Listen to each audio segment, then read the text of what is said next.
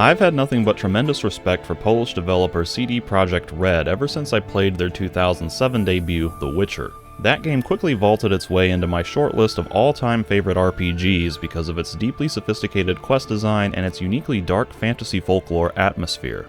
Their 2011 follow-up, The Witcher 2: Assassins of Kings, lost some of the original game's charm and appeal for me, but was still a solid game in most respects, and I especially admired how the middle portion of that game branched in completely separate directions depending on your choices.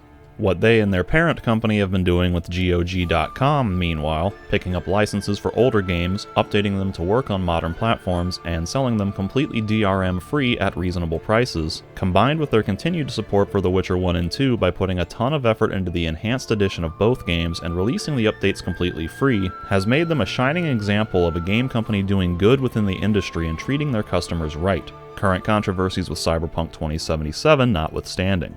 The 2013 and 2014 E3 previews for The Witcher 3: Wild Hunt generated a ton of hype, leading many publications to declare it their most anticipated game of 2015 and cumulatively bestowing it with over 200 awards before it even released. Understandably so. How could you not be excited over the prospect of CD Projekt's masterful storytelling and quest design applied to a vast open world with such fantastic looking preview footage and such high production value? I was skeptical when it was first announced that the game would be open world, because I already knew from first-hand experience how badly the process can go when trying to adapt a beloved series to a huge open world format in its third installment. But I held out hope that CD Projekt could pull it off, given their track record of success and how much they seem to understand game design. The Witcher 3 was subsequently released in May of 2015 to universal acclaim and shattered records for the most Game of the Year awards ever bestowed upon one game. I figured at that point that CD Projekt had defied my expectations and managed to craft a huge open-world RPG that captured all of the best elements of open-world games while still retaining the unique soul and elements that made the Witcher series so great in the previous two installments. And then I actually played it. It turns out that The Witcher 3: Wild Hunt is not the perfect masterpiece so many people claim it to be. It's still pretty good, mind you, and I'd say it easily deserves to be in the conversation as one of the best open-world action-adventure RPGs ever created, especially in terms of games with mainstream appeal. Though not among my personal favorites, I can definitely see the appeal that leads so many people to enjoy it so thoroughly. But that sort of praise and distinction don't shield it from criticism, and the fact remains that there are a lot of critical areas in which The Witcher 3 comes up short, outright disappoints, or else simply isn't as good as it could have been. There's a lot of stuff to talk about with a game this size, so I won't even try to craft this review into a paragraph-by-paragraph flowing essay. Instead, I'll break it down into more targeted bullet points and categorize them based on 3 of Clint Eastwood's timeless criteria: the good, the bad, and the ugly.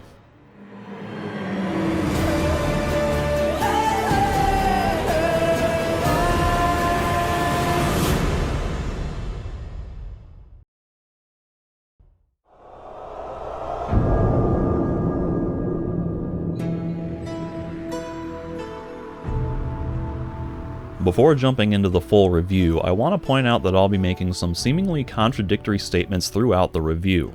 I might say one thing and then later state the opposite, because some issues are a double-edged sword with two sides to every coin, both positive and negative, and other similar idiomatic expressions, and I wanted to make sure I was covering every valid angle when I could or found it appropriate to do so, especially over subjects that left me with mixed or conflicting opinions. I also make a lot of generalizations because this is a long game and I can't always remember every little detail about it, even though I take a lot of notes on specific things that I notice as I'm playing. These statements are not absolutes. They're generalizations because they tend to apply a significant amount of the time, or often enough to be noteworthy, even though there are typically exceptions to those claims, which I try to acknowledge as often as possible, though they sometimes appear in different sections. Because this review is so long with so many random topics of interest, I've put timestamps in the description for each category and each specific topic, so feel free to jump around to whatever sections interest you most. If you understandably don't want to watch the entire video, I'd encourage you to at least look over the topic statements for each section, or else watch the conclusion for an overview of the main ideas presented in this review. If you haven't already played the game, let it be known now that this review will be spoiling a lot of quests and main story elements, and I can't tag every possible spoiler individually, so just treat the entire thing as spoilers. Also note that I haven't read any of the books or watched the TV show, so I'm approaching all of this purely from the perspective of the games themselves. The bulk of this review is adapted from my original written review from the summer of 2016, but I've updated it with extra sections and details from my recent replay in late 2020. Finally, this review is based on playing just the plain vanilla version with all of the latest official patches, with the sole exception of a hair mod to add extra customization options for Geralt's grooming.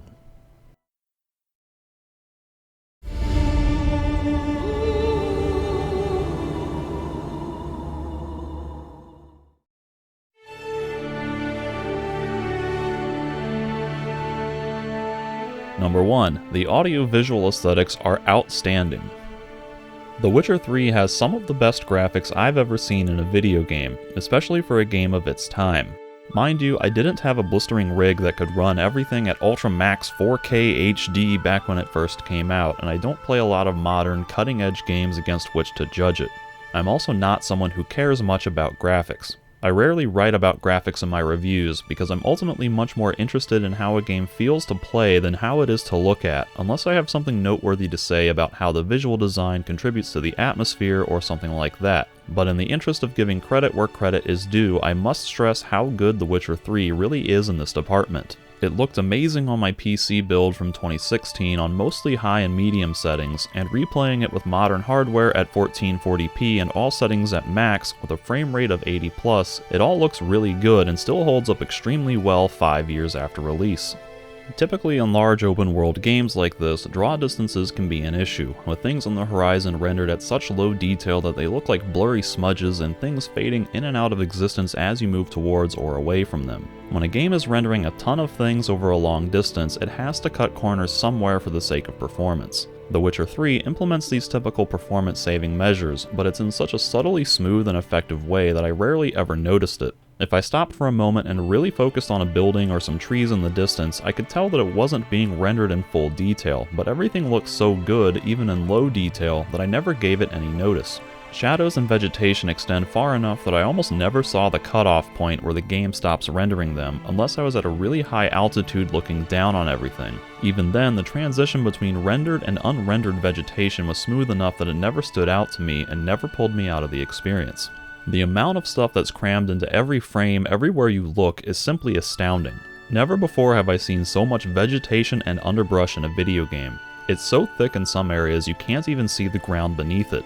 There's so much stuff in people's houses, littering shelves and tables, crammed into corners, and even hanging from the rafters. When you walk into Novigrad, the big city in the north, you find so many NPCs bustling around market squares, shipping docks, and other major hubs of activity that you can't even walk down the street without bumping into someone or someone bumping into you.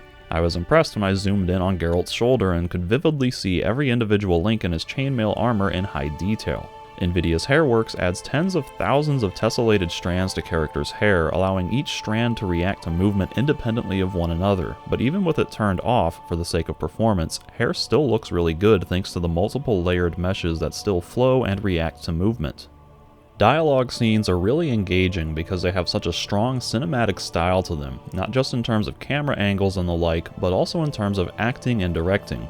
In other words, all the deliberate decisions someone had to make in terms of how a character should be acting during a scene and crafting their animations to capture that feeling and framing the camera in an interesting way that also highlights different elements of a scene. I usually don't like it when games strive to be like movies, because it tends to ruin the gameplay when an invisible game director yanks the camera and controls away from you to show you something exactly as he envisioned it, instead of letting you just be in the game experiencing things for yourself. But it really works in The Witcher 3 because it's such a heavily story-driven game, and it helps to make the characters and the story itself more interesting. And ultimately, the dialogue and cutscenes make up only a small percentage of how you spend your time in the game, so they feel more like pleasant additions to the game instead of an obnoxious detraction.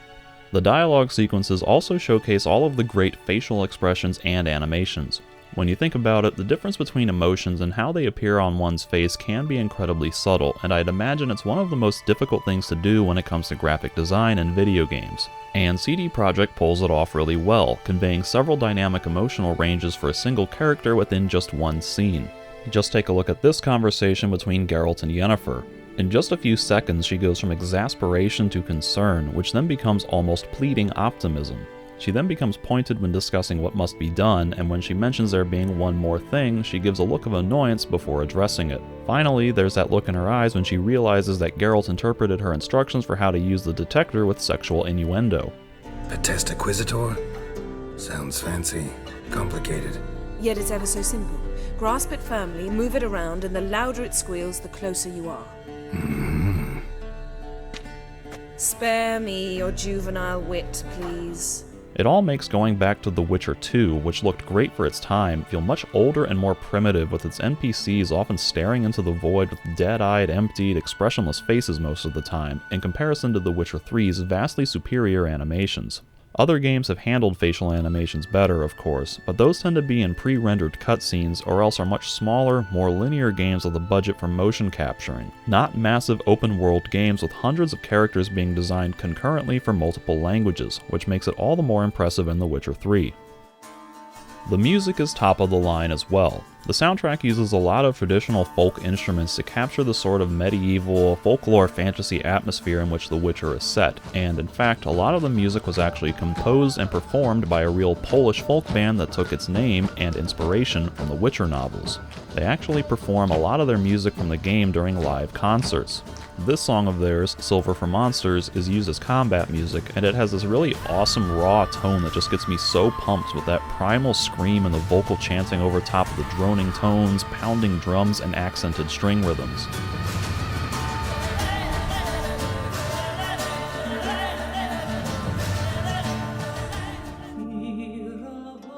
Other songs like The Fields of Ard Skellig by CD Projekt's own composer are just so beautiful and tranquil that, when I washed up on the shores of Skellige, I stopped everything and just slowly trotted around on horseback in awe of the sights and sounds.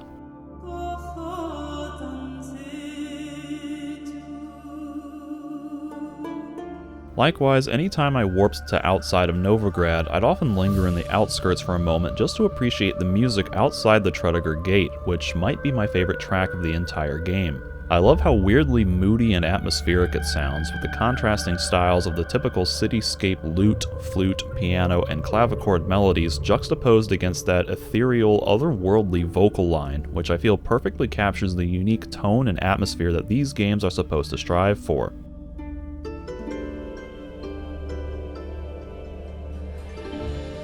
The Ladies of the Wood, likewise, has a really haunting and foreboding sound to it that really brings the grotesque horror and impending dread of that whole questline to life.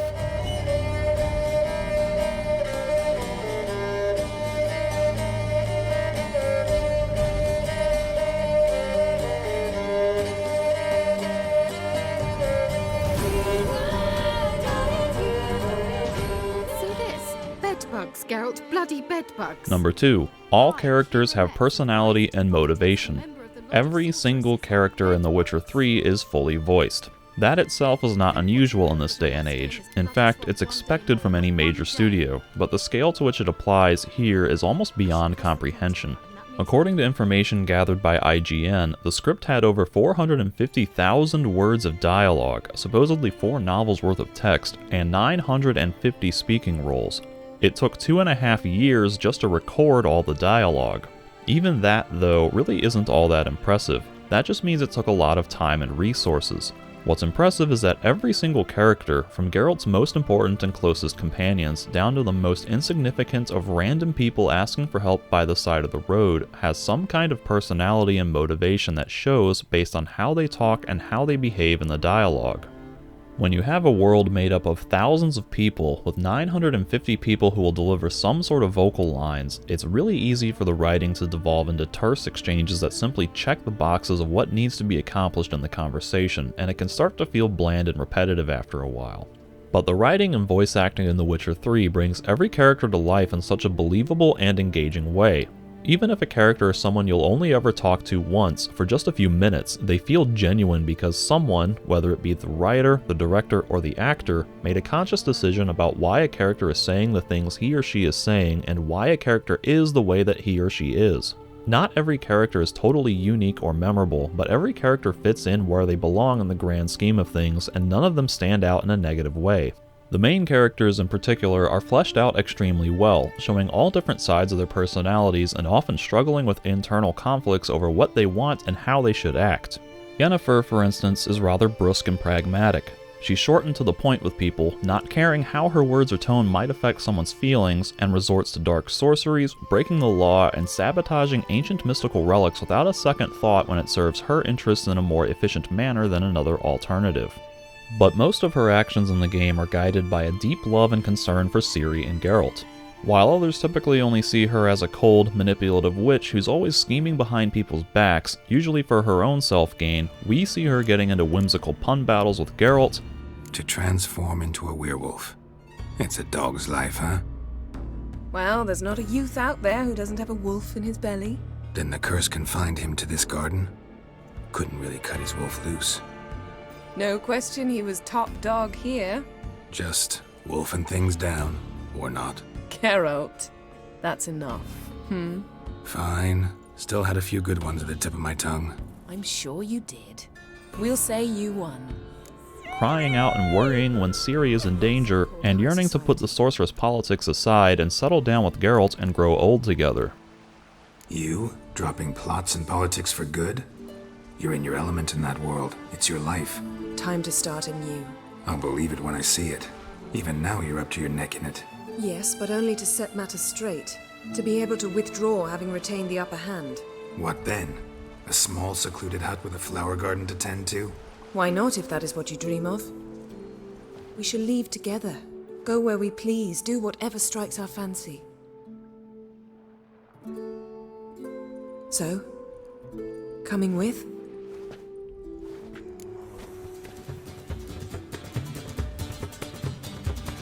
Number 3. Recurring characters keep the story connected. Most of your usual friends from the previous games like Vesemir, Lambert, Eskel, Dandelion, Zoltan, and Triss make appearances in The Witcher 3 and help you out on your main quest of finding Ciri, and most of the main characters stay with you over the course of the entire game, coming and going as quests and meetups call for their presence. A lot of side characters, like Cerys and Hjalmar for instance, end up involved in multiple quests and main story cutscenes that take place in different acts of the game, which helps to build a rapport with them so that you care when they're involved in later events, because it's something happening to someone you know and care about, as opposed to some new person you've just met or some other generic NPC.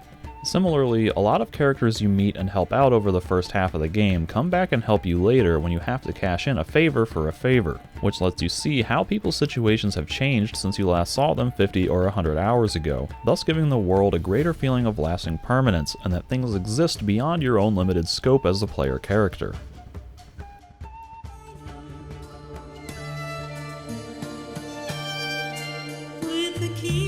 Number 4. Small details make the world feel more real.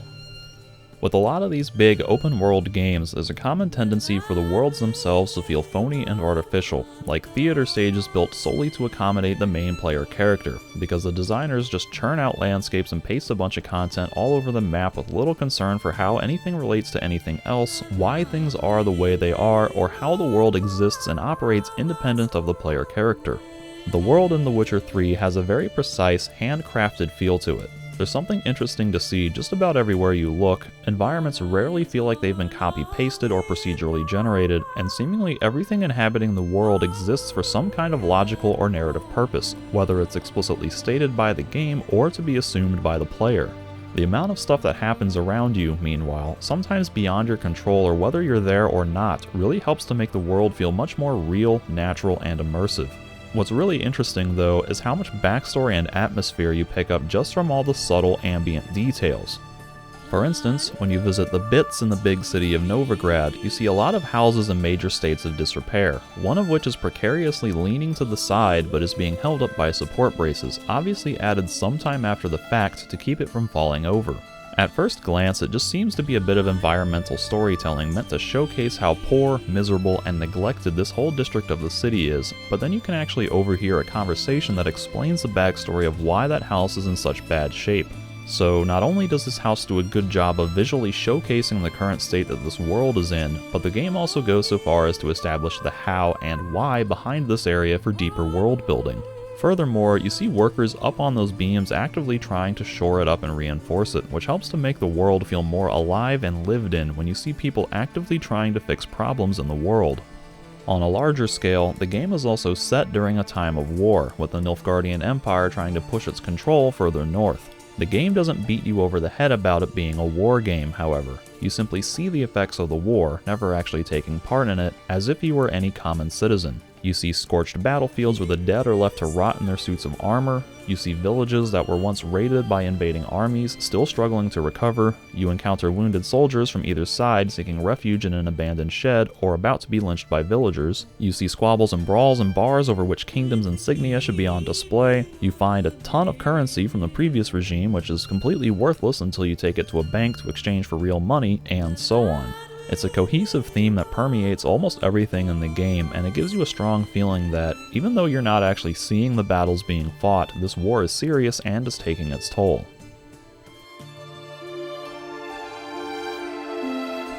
Number 5. Fast travel and horseback from the beginning. The size of the world map in The Witcher 3 is supposedly bigger than GTA 5 and Skyrim combined. I'm not sure I believe those numbers, but I do know that The Witcher 3 is pretty damn big. With a world that big, there need to be measures in place to help you get across it quickly and conveniently, because it's not very fun to have to spend 10 minutes at a time holding down the forward key to get anywhere.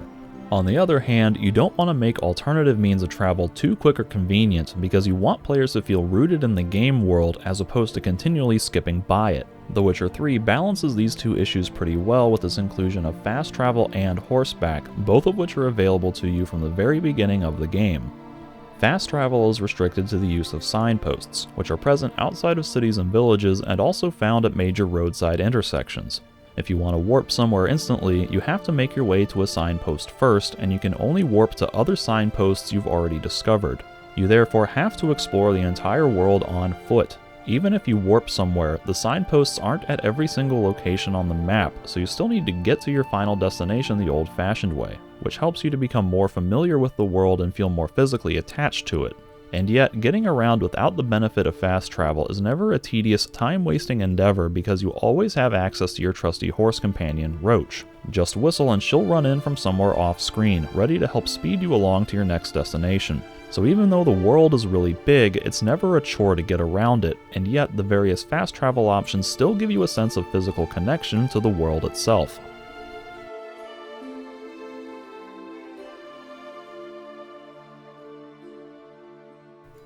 Number 6. The world shows signs of dynamic elements. With worlds this big, they tend to remain pretty static throughout the game, rarely reacting to your presence in any kind of significant way. This, I imagine, is because the sandbox nature of these games typically requires that the designers allow for any possibility at any time. If you change the world state too much or too drastically, then it could start to conflict with other quests. The Witcher 3, being itself one of these vast open-world games, can only change the world so much and still allow you access to all of its content, but it still manages to change its facade over the course of the game, sprinkling in enough changes to make the world seem like it's reacting to your presence and even affecting quests in a few ways. The biggest examples center around the city of Novigrad.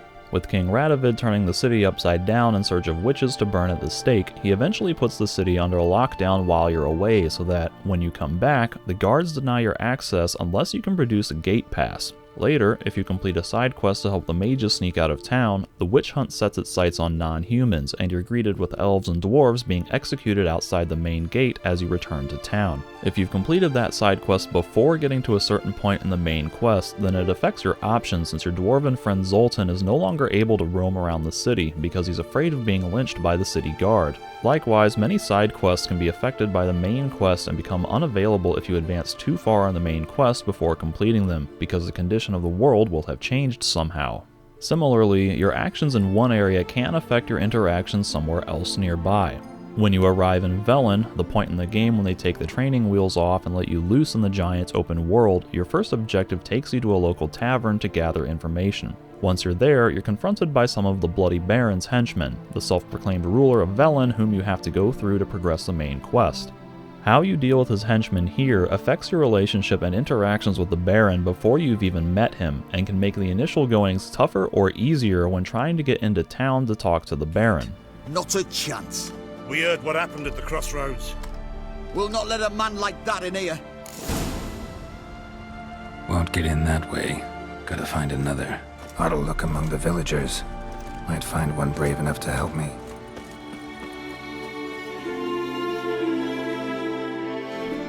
Number 7. Interesting quests with engaging storylines. Most of the quests, whether they're part of the main story or trivially inconsequential side quests, have something interesting going on, with some reason for you to care about seeing them through to their conclusions. In one quest, you accompany Triss to an elegant, high-class masquerade ball to help an alchemist get out of town before the witch hunters come for him. But all you really do is walk around talking to people, not even making a lot of important decisions. It's a pretty simple quest in terms of gameplay, but it's fun just to be there witnessing the events, listening to conversations, and simply appreciating the unique atmosphere. Plus, because this quest has such heavy involvement with a recurring character like Triss, who has played a pretty major role in the previous 2 games, you have more reason to care about helping her out than if you were to do this for a random contracted employer. If the unique setting and premise of the quest doesn't capture your interest, then the character interactions with Triss would surely make up for that. One of my favorite quests, A Tower Full of Mice, has you working with the sorceress Kiera Metz, who wants your help lifting a plague-like curse that's afflicted Fyke Island, where the former Lord of Velen and his daughter died. The island itself has this really ominous, spooky vibe about it, with you using a magic lamp to hunt ghosts and trying to piece together the island's history while weird, supernatural things seem to happen around you. Eventually, you meet the ghost of Annabelle, the Lord's daughter, who asks you to take her bones to her beloved, whom you discover lives in a nearby fishing village. With her bones buried by her lover, the curse, she says, will be lifted. At that point, you have a couple different options about how to proceed, both of which result in a somewhat tragic success. I remember one quest in which a village asked me to help defend one of their people from bandits, and I almost rolled my eyes at such a cliché premise, but went along with it anyway.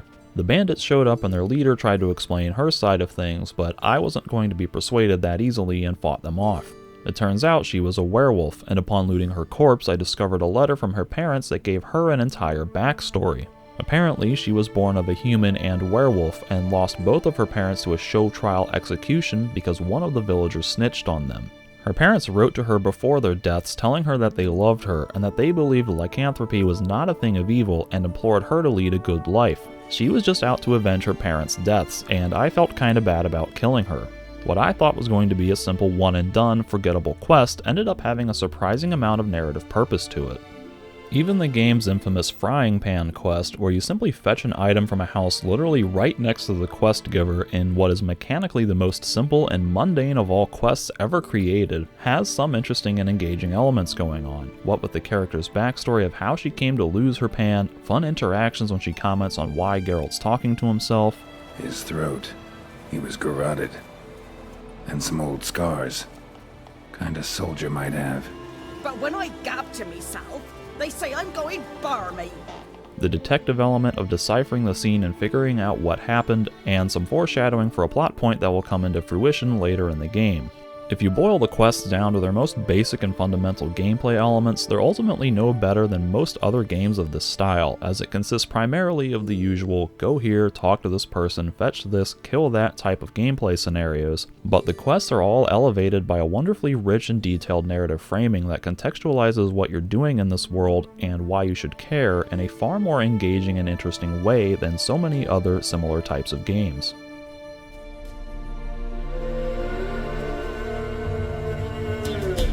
Number 8. Tough moral dilemmas.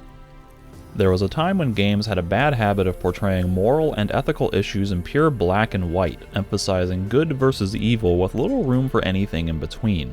When The Witcher came along in 2007, it made a deliberate effort to blur those lines into more realistic shades of gray with no clear right or wrong, just 2 choices and 2 different outcomes, which will often have some sort of unintended consequence sometime down the road.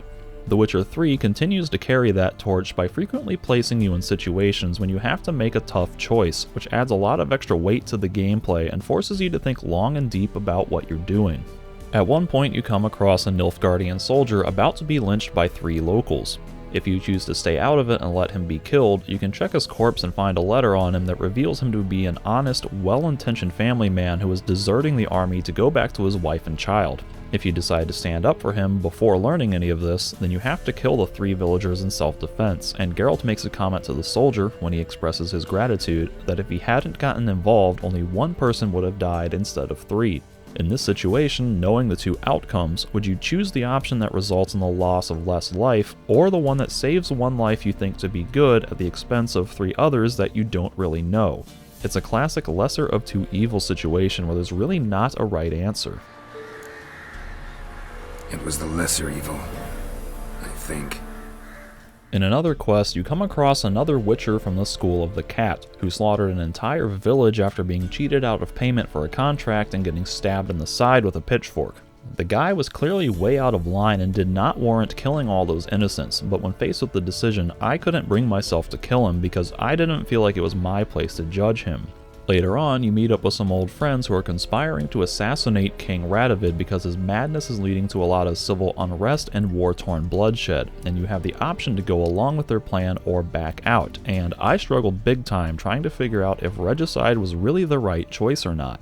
One of the best examples comes during the Whispering Hillock quest, in which you're given the choice to kill or free the spirit trapped under the Great Oak Tree. The thing just feels like pure evil, but it's bargaining to help rescue orphan children if you release it, so can you really trust it, or will something incredibly bad happen if you do? Plus, you also have to question the crone's motives for why they would want you to kill this thing. Some of the game's books will shed more light on the situation if you've read them and remember the stories told therein, but you just can't know what'll actually happen when making that decision, and will just have to live with whatever consequences appear down the road. Decide just yet. You must come back. Free me. I beg you. Number 9. Meaningful consequences for decisions and actions. Many quests require you to make some kind of choice about how to resolve it that will lead to branching outcomes, but even when decisions are ultimately superficial and have no lasting impact on anything beyond their own self-contained storyline, the great atmosphere, storytelling, and tough moral dilemmas do a good job of adding significant weight to the decision. A quest like Wild at Heart gives you options about whether to spare people's lives when a werewolf is tricked into murdering his wife while under the influence of his beastly transformation. The outcome of that quest won't affect anything beyond the fate of those characters involved, but it still feels like a meaningful choice because you're making such a stark decision in those characters' lives, who are surprisingly well developed and realized for being minor characters in a minor side quest with such little screen time. Even though the choice doesn't really matter in the grand scheme of things, it can still weigh on your conscience if you found yourself immersed in the setting and story of this world, which is pretty easy to do because of the rich narrative framing of these quests. A lot of other quests, however, can have lasting effects that will influence character relationships, main story events, and future quests.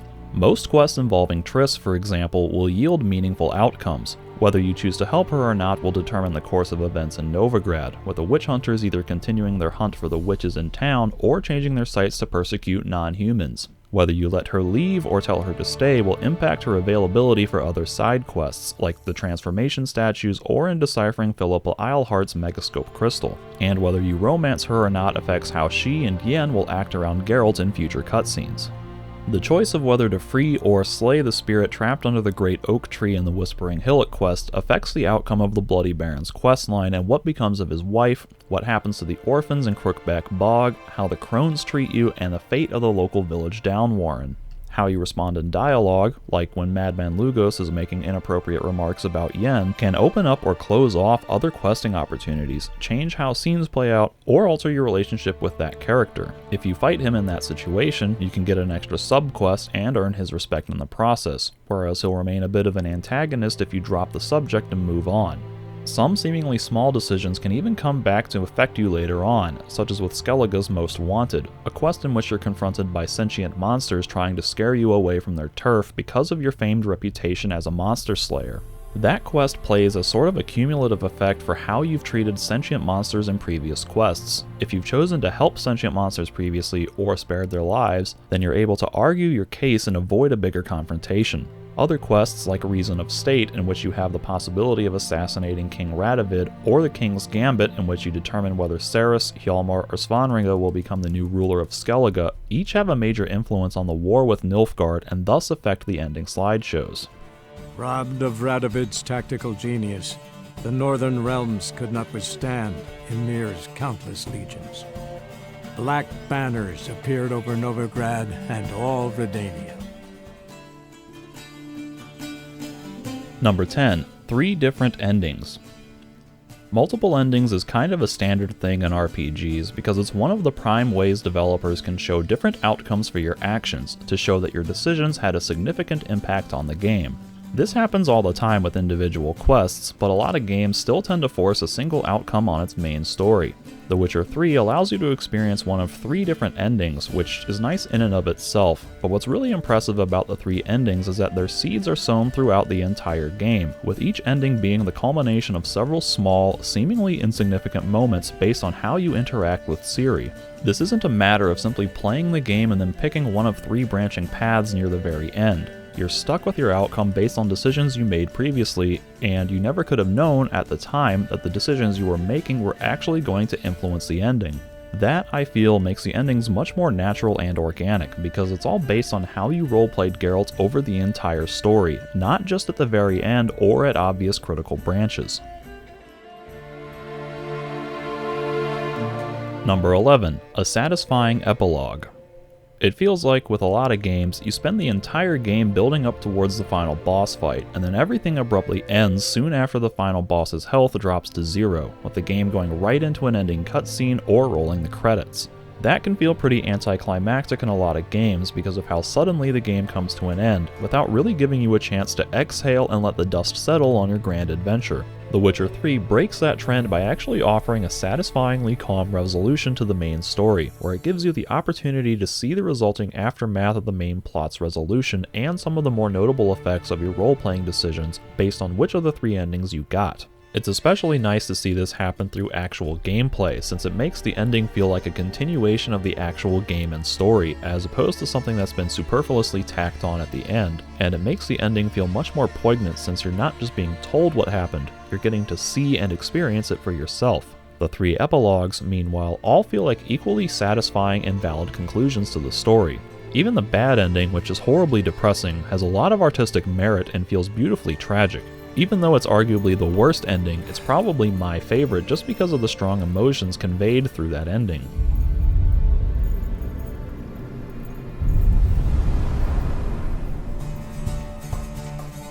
Number 12. Strong character building elements. One of the things I find most satisfying with RPG-style leveling systems is deciding how I'm going to build my character to maximize efficiency within my desired playstyle, and The Witcher 3 does a pretty good job of providing interesting and meaningful decisions when it comes to character building.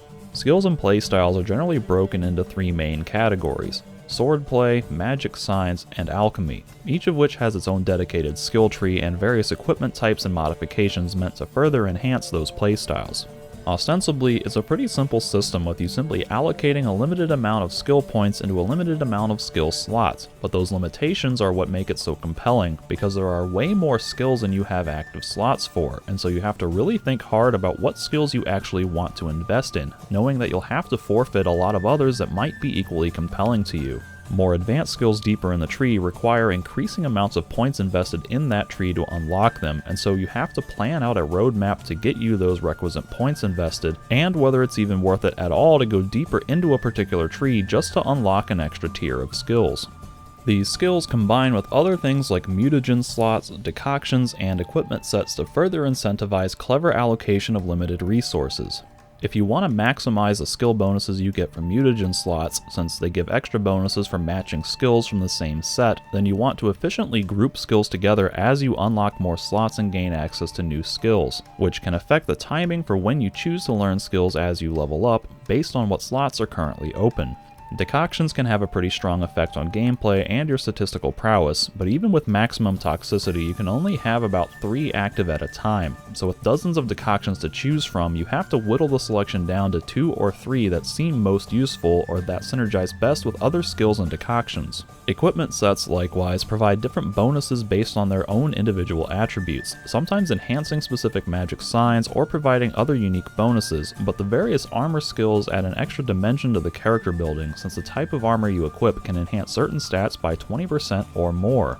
All of these different dimensions combine to create a really engaging system that rewards ingenuity and clever allocation of your limited resources. Unlike some other games where you just mindlessly take the next available skill along the tree, or that have little restrictions preventing you from just indiscriminately learning everything you could possibly want, The Witcher 3's leveling system has an almost puzzle-like element to it, ensuring that you'll only get the best results if you play smart and solve the puzzle, so to speak. That, I feel, makes leveling up and making build decisions much more compelling than in other similar types of games. Number 13. There is a ton of content. The Witcher 3 is a long game, with a lot of stuff to do in it. It's so long that it took me 134 hours over the course of 3.5 months to finish the base game when I played it for the first time in 2016. Normally, I don't find that to be indicative of a game's quality, because a lot of games in this genre can pad their total playtime with tediously repetitive content and designs meant to deliberately waste your time, but I rarely ever felt bored or disinterested along the way to completing this game. Even though some of its side content, like monster nests and smugglers' caches and bandit camps, can be extremely simple and repetitive, other things like hidden treasures still manage to inject a bit of story and character into the simple process of searching a nearby area for some loot, each of which has its own unique premise. The landscapes are all generally interesting to traverse, with some decent exploration to be had in areas if you disable all of the mini-map icons, and the quests, of course, are all so engaging that it felt compelling for me to seek out as much content as possible. In this case, it's not just the amount of content that creates the value, it's the fact that so much of it is of such high quality with so much attention to detail. Number 14. A buttery smooth, well-polished experience. I originally played The Witcher 3 over a year after its initial release, in the summer of 2016, so it had received extensive patching long before I even started playing, and even received a few major updates while I was still playing, one of which was a major overhaul of the user interface. I can't vouch for how the game felt at launch, but in its current state, The Witcher 3 ran buttery smooth for me and felt almost completely bug-free and well-polished. Other than a few crashes, most of the problems I encountered were minor graphical glitches that happened in such highly specific, idiosyncratic situations that I really can't fault the designers for their appearance in the game, although some of them were extremely bizarre and really pulled me out of the game when they occurred. The worst bugs that I encountered mechanically was a moment when the dialogue interface disappeared and I had to navigate out of it through trial and error and guessing as to what I was selecting. Triss's pathing glitched out during a major quest with her, causing her to hang back the entire time and not follow me through the sewers, and I had a boat awkwardly sink underwater like it was falling into quicksand while still in good, seaworthy condition. Obviously, the game isn't perfect, and I'd guess it's practically impossible to iron out every single potential bug in a game of this size, with this many systems and moving elements to it. But it feels like CD Projekt tried to take care of everything they possibly could, and so I'm willing to excuse most of the remaining issues given how much extra time and effort they've put into enhancing the game post-release at no extra cost to the player. Number 15. I really like the Skellige Isles. The bulk of the game takes place in Velen and Novigrad, which consist of one giant map with 0 loading zones. Both of these areas have good atmospheres and theming, with Velen's murky swamps and dreary half-dead forests really bringing out its reputation as no man's land, and Novigrad being one of the biggest and most well-realized cities I've ever seen in a fantasy RPG. But I found myself especially enamored with the Skellige Isles out west, which evoke a strong Nordic vibe with their snowy mountains and honor-bound clans of warrior societies. After spending 60 or 80 hours slogging through a swampy hellhole and a dense, contemporary city, it was a breath of fresh air to explore such beautiful islands in an all-new map. In keeping with the great audiovisual aesthetics elsewhere in the game, Skellige looks and sounds as fantastic as you'd expect, but I find its landscapes far more visually pleasing to look at, especially in conjunction with that wistful music. Skellige also sets itself apart from the other regions of the game in terms of its gameplay mechanics. The mountainous terrain gives each island a lot of vertical space to explore, which literally adds extra depth to the exploration since you're not just exploring forward, back, left, and right, but also up and down. The vertical levels hide a bunch of content out of sight, on the other side of a mountain face, or underground, or in a narrow ravine, whereas practically everywhere else in the game is relatively flat, where exploration is more a simplistic process of seeing something on the horizon and simply making a beeline for it. So discovering places and exploring the world in Skellige feels like a much more engaging and involved process. I also appreciate the islands being divided into smaller spaces, while still giving you a pretty sizable main island at the center, since that helps to guide exploration when you have more defined areas with some sort of central focus. Each island is designed around its own main quest and storyline, so besides just having a more structured area to explore, it feels like there's a greater purpose to everything you encounter in that space. Whereas I felt compelled to turn on the undiscovered points of interest icons in Velen and Novigrad because of how big and spread out those maps are, I turned them off for the bulk of my time in Skellige and had a lot more fun just exploring and discovering things on my own, which felt more realistically feasible given the smaller size and greater density of content in the Skellige Isles.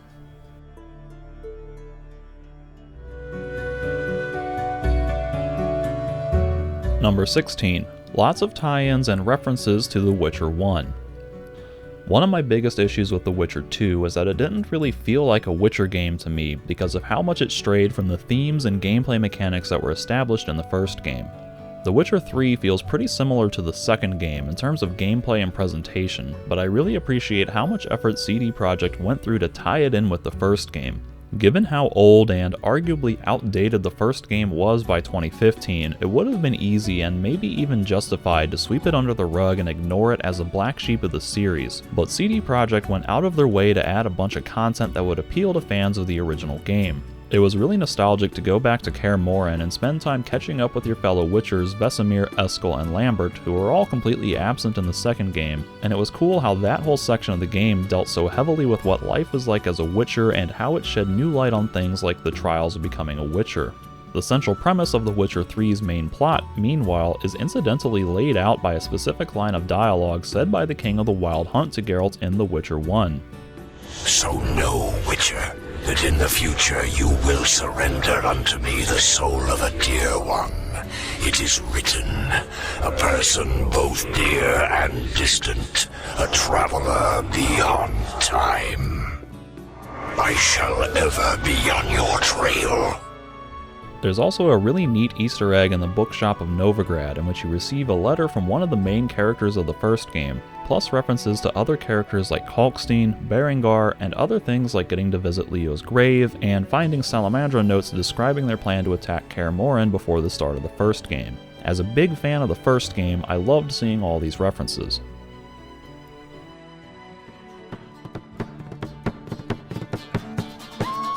Number 17. Humor and Easter eggs. Who are you? I'm Geralt of Rivia. Hey, I'm Yontek of these parts.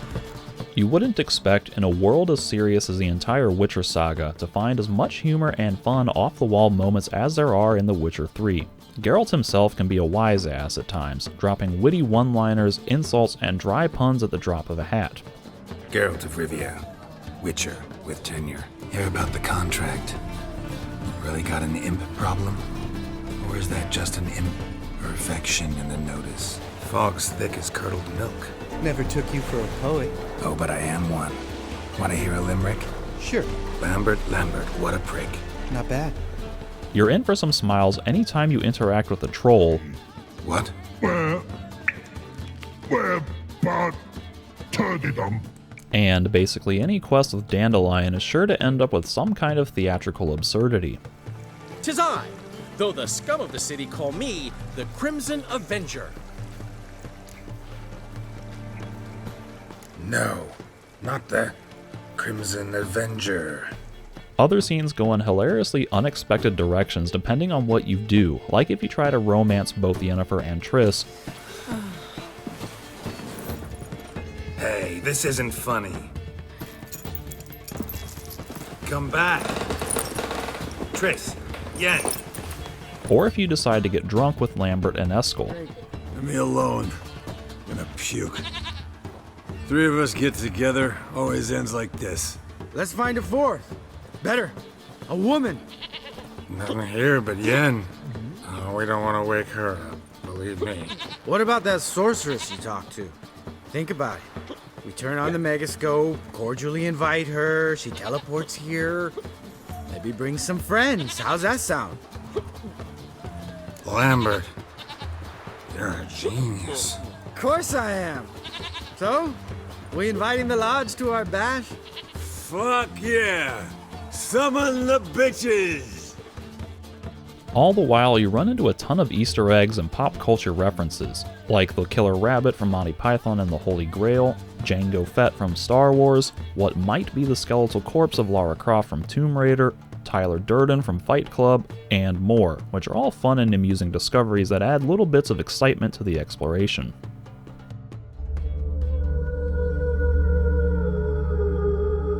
Number 18. Elaborate journal, bestiary, and quest entries. There's a ton of information to process in The Witcher 3, some of which is backstory and lore to which were never actually witnessed through the games, given that so many characters and events are lifted from the novel source material. But thankfully, the user interface does a great job of helping you keep track of everything. From the menu, you can access detailed character biographies, helpful in case you forget who certain characters are, or if you've never played the previous games and therefore never met them and want to learn more about them, bestiary entries that let you read up on the lore of all of the Witcher universe's unique monsters, and quest entries that narrate each step of the quest in the form of a story. None of this is absolutely essential for the game, and it all has zero effect on the actual gameplay, but it's a really nice touch just to have this information available if you desire to enlighten yourself more. In a game as big as The Witcher 3, it's easy to forget certain details or even who certain people are sometimes, so it's great to have a type of in-game encyclopedia to consult as reference. Number 19. A more useful inventory screen. The Witcher 1 had a pretty solid grid-based inventory system that let you see everything at a glance just by looking at the icons for every item. Then, for some reason, The Witcher 2 turned the inventory into a text-based list with abstract item weights attached to everything. It was a pain and a bother to use. Thankfully, CD Projekt went with a more Witcher 1 style inventory this time around, giving us grids with graphic icons for items and even allowing us to sort items by tabs like in The Witcher 2. It's a small thing to be sure, but since you spend so much time dealing with your inventory in this game, it's a nice quality of life feature that the inventory screen be sleek and easy to use. Number 20. Custom map markers. This is something I've been asking games to do for a long time, and relatively few actually do this. The Witcher 3 lets you put custom markers on the map to keep track of things you found but need to remember to come back to later, as well as waypoints to help set your own personal destination on your mini-map navigation. The markers can be yellow exclamation points, like if you think it's something quest-related, blue inverted triangles if you simply want to mark a spot, or red skulls if there's a strong enemy in the area. With a world this big, it's a tremendous blessing to be able to place your own reminders, because without them, it would be near impossible to remember where everything is that you want to come back to. There could stand to be more varied types of markers, of course, but the mere fact that we get any at all is to be praised. Number 21. Alchemy is much more accessible. A lot of people complained about the alchemy systems in the first two games, saying they were too convoluted, too inaccessible, and just generally not very appealing gameplay options. CD Projekt took those criticisms into consideration with The Witcher 3 and revamped the system to make potions and blade oils a viable option for all playstyles. Potions, blade oils, bombs, and decoctions are a lot easier to brew, and maintaining your supply is almost effortless, with the game automatically refilling everything as long as you have alcohol in your inventory when you meditate, meaning you can focus your efforts on just playing the game and using your alchemical creations instead of spending a bunch of time hunting down resources and staring at a menu screen to brew everything all the time. You don't have to invest a bunch of points in alchemy to make good use of potions, and you can brew them anywhere and use them at any time for constant, convenient access to that whole gameplay element.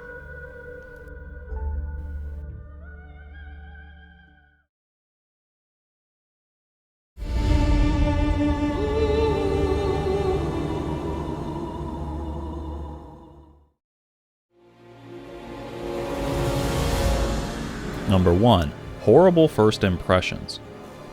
When I played the game originally in 2016, I was really put off by the early stages of the tutorial because everything felt like a horrendous mess. Movement controls felt stiff, clunky, and unresponsive, causing me to constantly bump into things and struggle simply walking through a doorway, in addition to the intro featuring a ton of heavy-handed tutorials that pause the game in the middle of the action to bombard you with walls of text explaining how things work, even going so far as to describe background lore that isn't relevant to what's actually happening in-game at that moment. The heads-up display looked so cluttered and busy with 5 different gauges clustered into one corner and a bunch of different icons everywhere that I didn't really understand what was going on with all of it.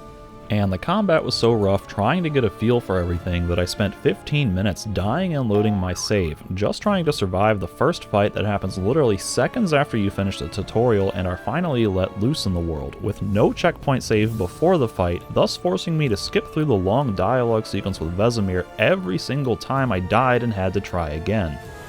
Were I not a seasoned gamer with the patience to endure rough starts and put in the time getting used to things, I might not have made it past the opening 30 minutes. Maybe that's a bit of an exaggeration, but I didn't start to feel comfortable with the game until I was over an hour into it and didn't really start enjoying myself until about 2 or 3 hours into it. In the grand scheme of a 134-hour playthrough, those first couple of hours are pretty insignificant, but it's never a good thing to start off a new experience on bad footing, because some people might not have the patience to stick around until it supposedly gets better. It's worth pointing out that none of these issues really bothered me when I replayed it 4 years later in 2020, probably because I was already familiar and comfortable with everything, but it definitely bothered me during my first playthrough.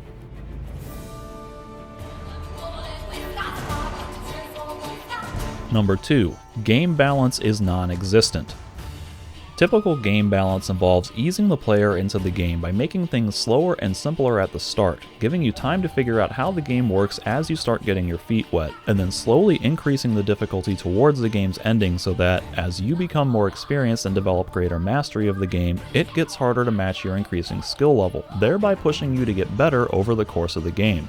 The Witcher 3 is almost the exact opposite of this. It starts the difficulty out at its absolute hardest right from the start and maintains a decent amount of challenge for only 10 or 20 hours. Around that point in the game, you start crafting your first set of Witcher's gear and finally start unlocking enough skill slots to finally get some decent bonuses, thereby resulting in a steep drop-off in difficulty as the game instantly gets easier, even more so as you get the hang of subjective things like the feel of combat, and continues to get progressively easier over the entire rest of the game as you continue to level up.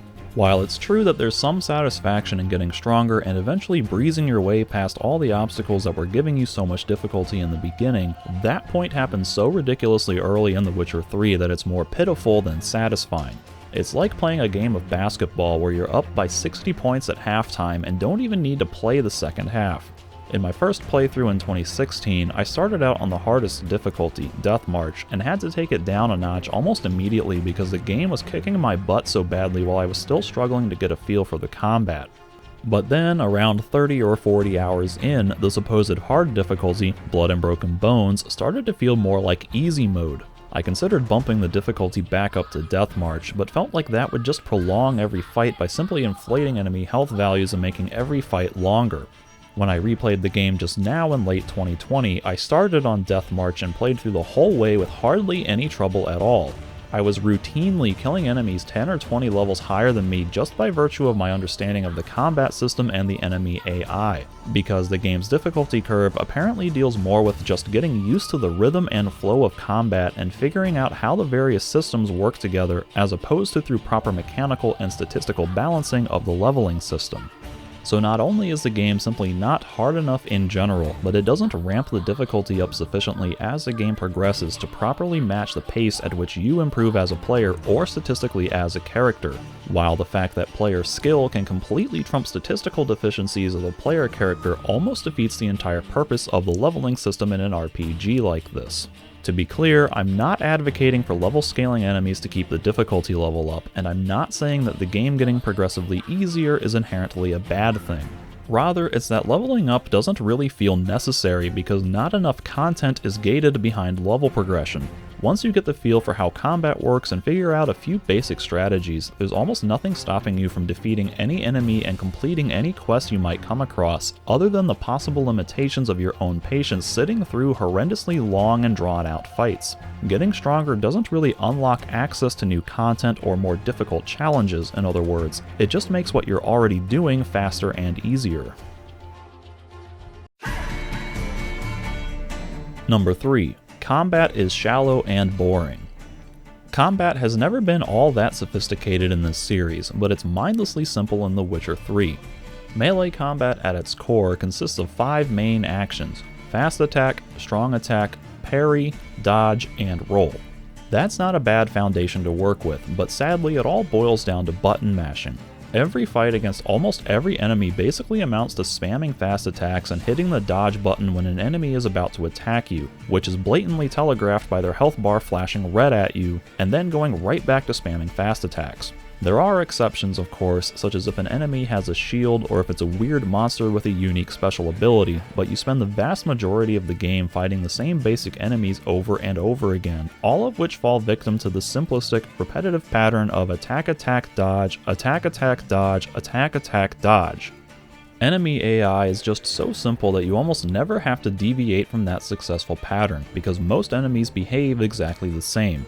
It doesn't really matter whether you're fighting a wolf, a bear, a drowner, a necker, a ghoul, or even a werewolf, because they all just come straight at you and do some generic close-range 1 or 2 hit attack. Against most enemies, you don't have to worry about what type of attack they're doing or where they're aiming it. You just dodge or parry when you see them telegraph an attack. Some enemies fall victim to really simple repetitive stun-locking patterns that leave them almost completely helpless to defend themselves. Meanwhile, you don't have a lot of different attack options at your disposal.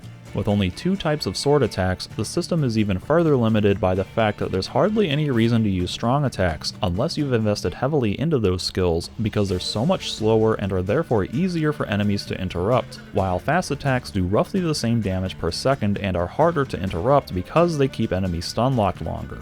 The inclusion of potions, bombs, blade oils, magic signs, and a crossbow are supposed to add extra depth and variety to the system, but these aren't particularly exciting options either.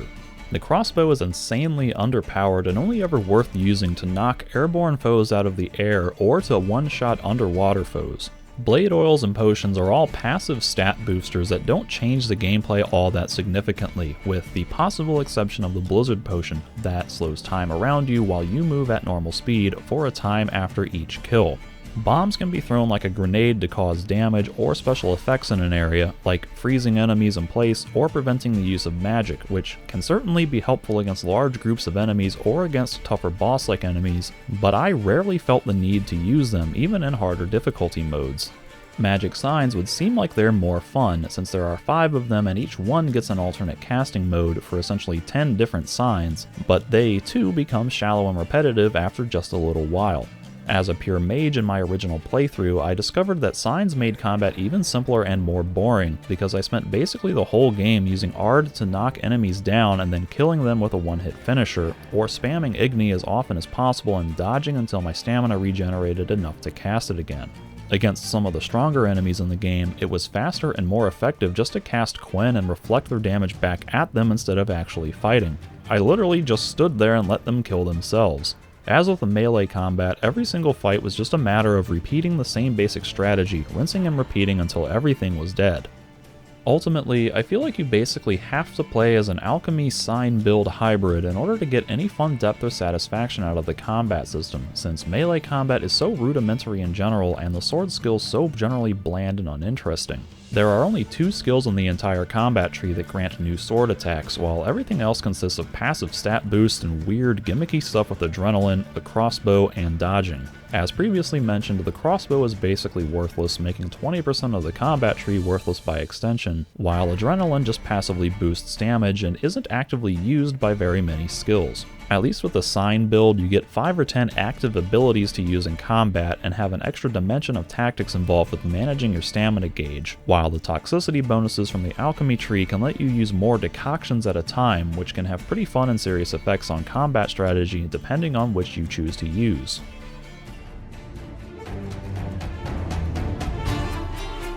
Number 4. Gameplay doesn't evolve as you level up. A cardinal sin for an RPG, as far as I'm concerned, it doesn't feel like your character evolves as you get stronger. You can invest in 80 different skills, most of which have 2 or 5 tiers of investment that unlock extra effects as you put more points into that individual skill, thereby allowing you a ton of freedom to customize Geralt into your own unique build. The vast majority of these skills, however, are passive modifiers that don't actually change your gameplay. Deal 5% more damage when using fast attacks, increase maximum toxicity by 1 for every known level 1 formula, extend the duration of Yurden sign traps by 5 seconds, and so on. Sure, they all make you better and stronger at the game, and these skills have a tremendous cumulative effect as you rack up more and more of them, but few of them add new abilities to the game. For the most part, the skills simply make you more effective at what you're already capable of doing. Once you gain access to the crossbow a few hours into the starting area, you'll have seen and experienced 90% of what the combat system has to offer. From that point on, the only variety comes from different bombs, potions, and blade oils you unlock, but again, with the exception of a few bombs and potions, these are mostly just passive stat boosters. Of the 80 skills, only 9 or 10 of them introduce new active abilities. 5 of these are the alternate sign casting modes, which can be unlocked relatively early, while the 2 new melee attacks, Whirl and Rend, are buried deep in that skill tree. The only skill that does anything new outside of combat, meanwhile, is the Axii skill Delusion, which lets you Jedi mind trick people in dialogue and can also be obtained pretty early in the game. As a pure mage, I unlocked all of the game-changing skills in that tree about a quarter of the way through the game and just passively watched my stats go up for the remaining 90 hours. When replaying the game, the only variety and evolution that I experienced in my build was on 2 occasions when I chose to completely re-spec into all new fields and different hybrid combinations, the variety of which stemmed entirely from me undoing previous decisions as opposed to making new decisions along my current trajectory.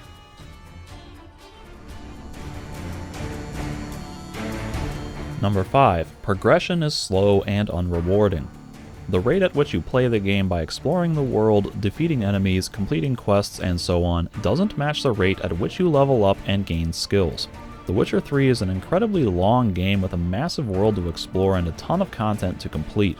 People spend an average of 100 hours playing this game, but the leveling system feels like something from a 50-hour game that's been stretched to fit a game twice that length, by virtue of simply slowing down the rate at which you unlock new skill slots as you level up, and downscaling quest rewards as you inevitably outlevel the game's content, to the point that they just stop giving experience rewards altogether. The game's scale is so big that progress just feels incredibly slow. Every time you level up or discover a new place of power, you earn a new skill point, which you can invest in any of the game's 3 primary skill trees or the 4th auxiliary branch. Skill points by themselves are fairly insignificant, however, since individually they only grant a meager 3 or 5% boost in something, but sometimes acquiring a new skill point won't give any bonus at all if you've maxed out your currently active skills and don't have an open skill slot. Early on, you unlock new skill slots every 2 levels, but this rate slows down as you level up, first increasing to every 3 levels around midway through the game, and then every 4 levels in the final quarter, meaning it's possible and frequently likely that you'll wind up in situations where you go several level ups at a time before being able to actually use your skill points. And as a result of new skill slots becoming more and more scarce later in the game, you effectively hit a soft level cap well before the game officially ends. Although you can easily reach level 35 plus by doing everything the game has to offer, everything slows down so much around the early to mid 20s, with the final skill slot unlocking at level 30, that it feels like progression just comes to a complete halt with not much left to look forward to, and still dozens of hours of gameplay left to complete. It's also possible that, depending on how you've been building your character, you may find yourself in a position where new upgrades don't even benefit you that much.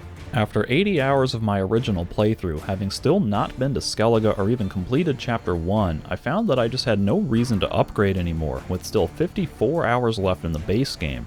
As a pure mage, my sign intensity was already so off the charts that upgrading my signs any further would just give me diminished returns, and branching out into one of the other 2 skill trees, physical combat or alchemy, would result in less benefit from my mutagen slots until I achieved another 10 or 12 level ups to unlock a new mutagen slot.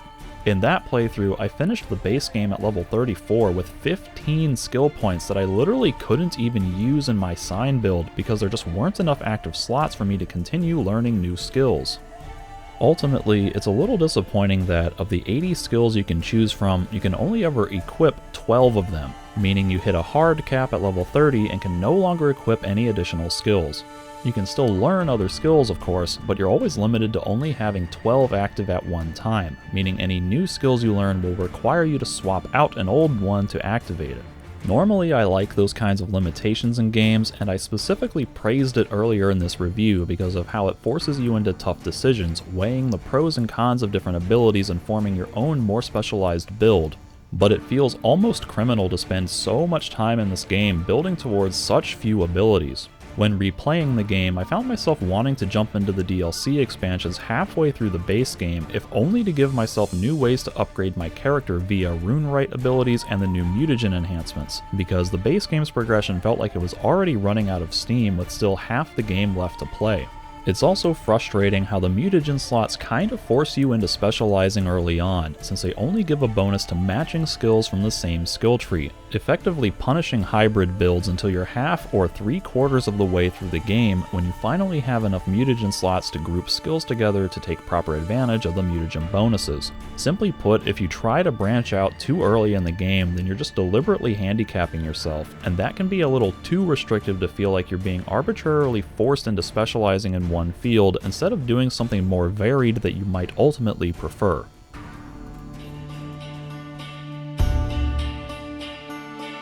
Number 6. The world is too big with too much content. I know I praised the game earlier for having so much quality content and for being such a good value for your money, but there are two sides to this coin, and in the case of The Witcher 3, having such a big world and having so much content in it can also be a bad thing. When you create a world this big, there's necessarily going to be dead space because you can't fill every area with interesting content. The world is as big as it is to create a more realistic sense of scale and geography, but that comes with the consequence of spreading everything out and forcing players to spend more time traveling across it, and to spend more time than really should be necessary searching for the good and worthwhile content. For every hour I spent doing a fun quest, or tracking a unique monster to its lair and having an epic showdown with it, or discovering some cool area off the beaten path with the hidden treasure chest, I spent half an hour wandering around the wilderness picking flowers and generally finding nothing of interest. A lot of times I'd discover a cool looking place that simply had nothing going on in it. Even major landmarks on the map, like the Wolven Glade or the Devil's Pit, for instance, had all these interesting structures that looked like they should have been part of some quest, but ended up serving no purpose whatsoever in either of my playthroughs. On the flip side, I frequently ran into situations where I was being overwhelmed with quests and things of interest popping up from everywhere all the time. In trying to get to a quest marker across unexplored terrain, I stumbled into a bandit camp and had to defend myself, and ended up picking up a quest to find a family sword.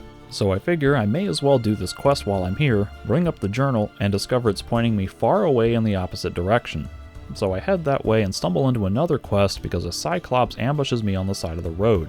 So I investigate the area and find a note which sends me off in yet another direction to complete the quest.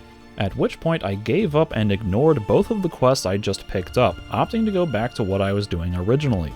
Then you've got the abundance of marked locations like monster nests, smugglers' caches, bandit camps, hidden treasures, and similar such encounters that basically just amount to go to a place, fight some enemies, and open a treasure chest in what might be some of the most simple, shallow, and repetitive content in the entire game.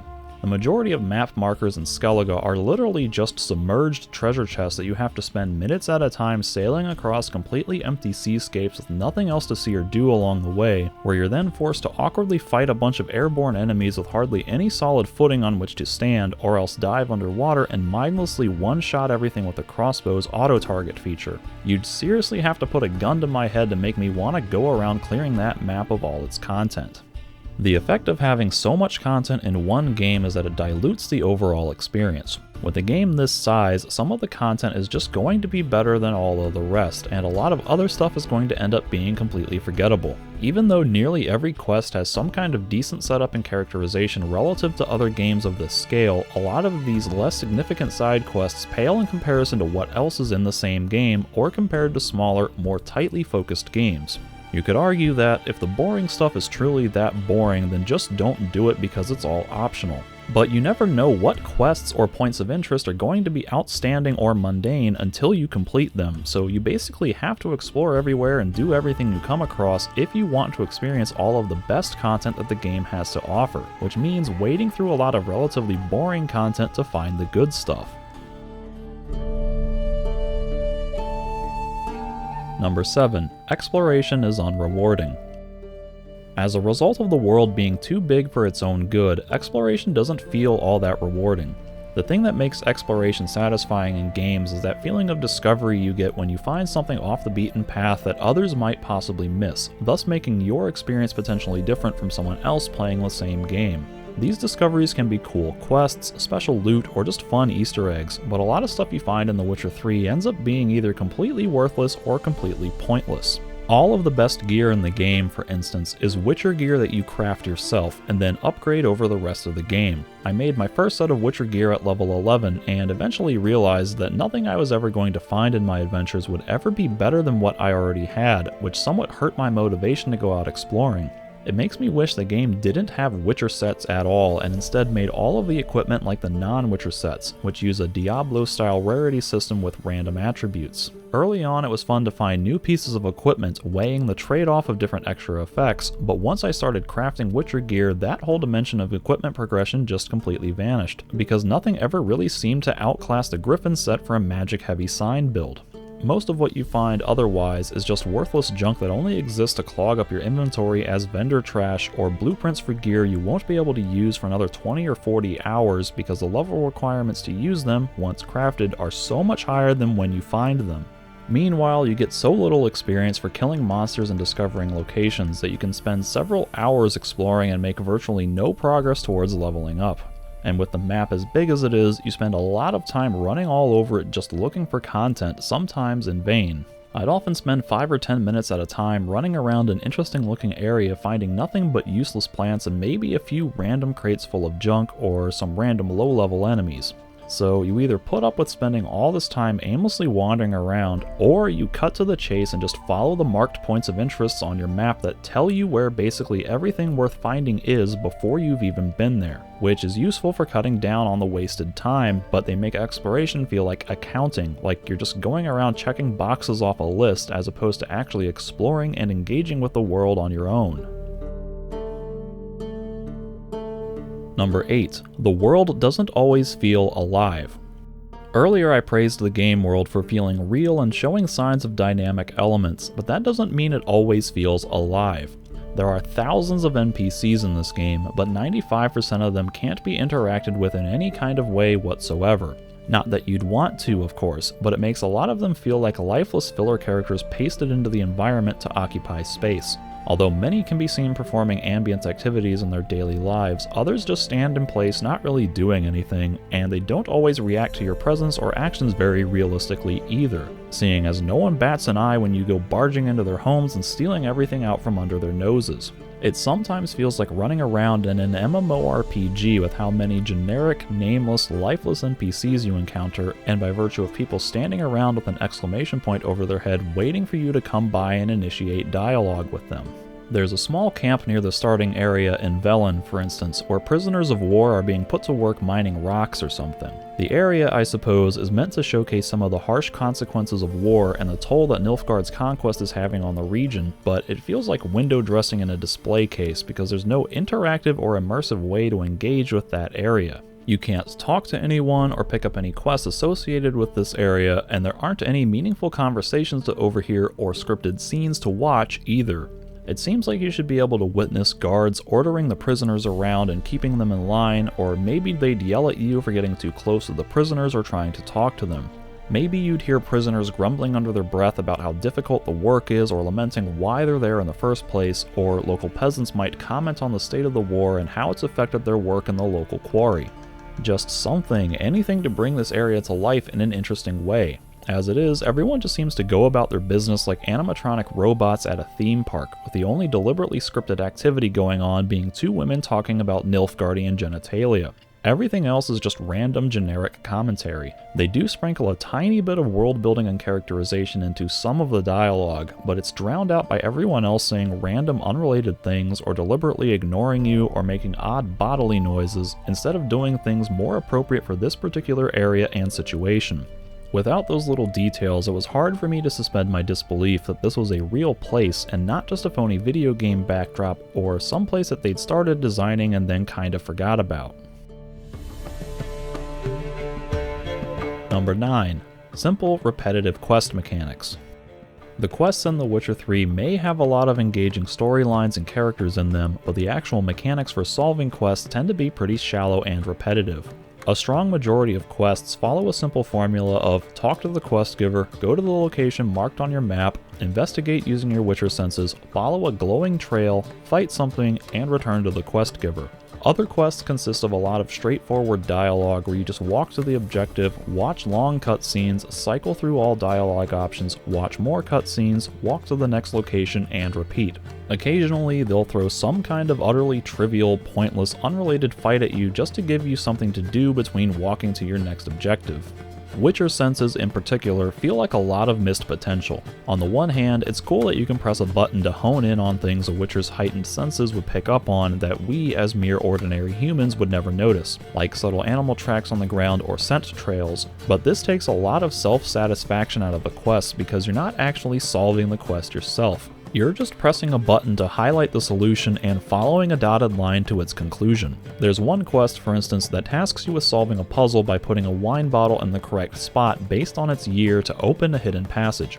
Geralt suggests it might be based on Dandelion or Ciri's birth year, but instead of having the player recall information they've been told previously, or find another clue in the environment, or cross-reference information in the glossary, or decipher the layout of the wine rack to find the right spot, you just hold right-click to highlight the solution and then left-click to interact with it. Even though the game explicitly tells you to solve the riddle, you don't actually do anything to solve it, as it all happens automatically.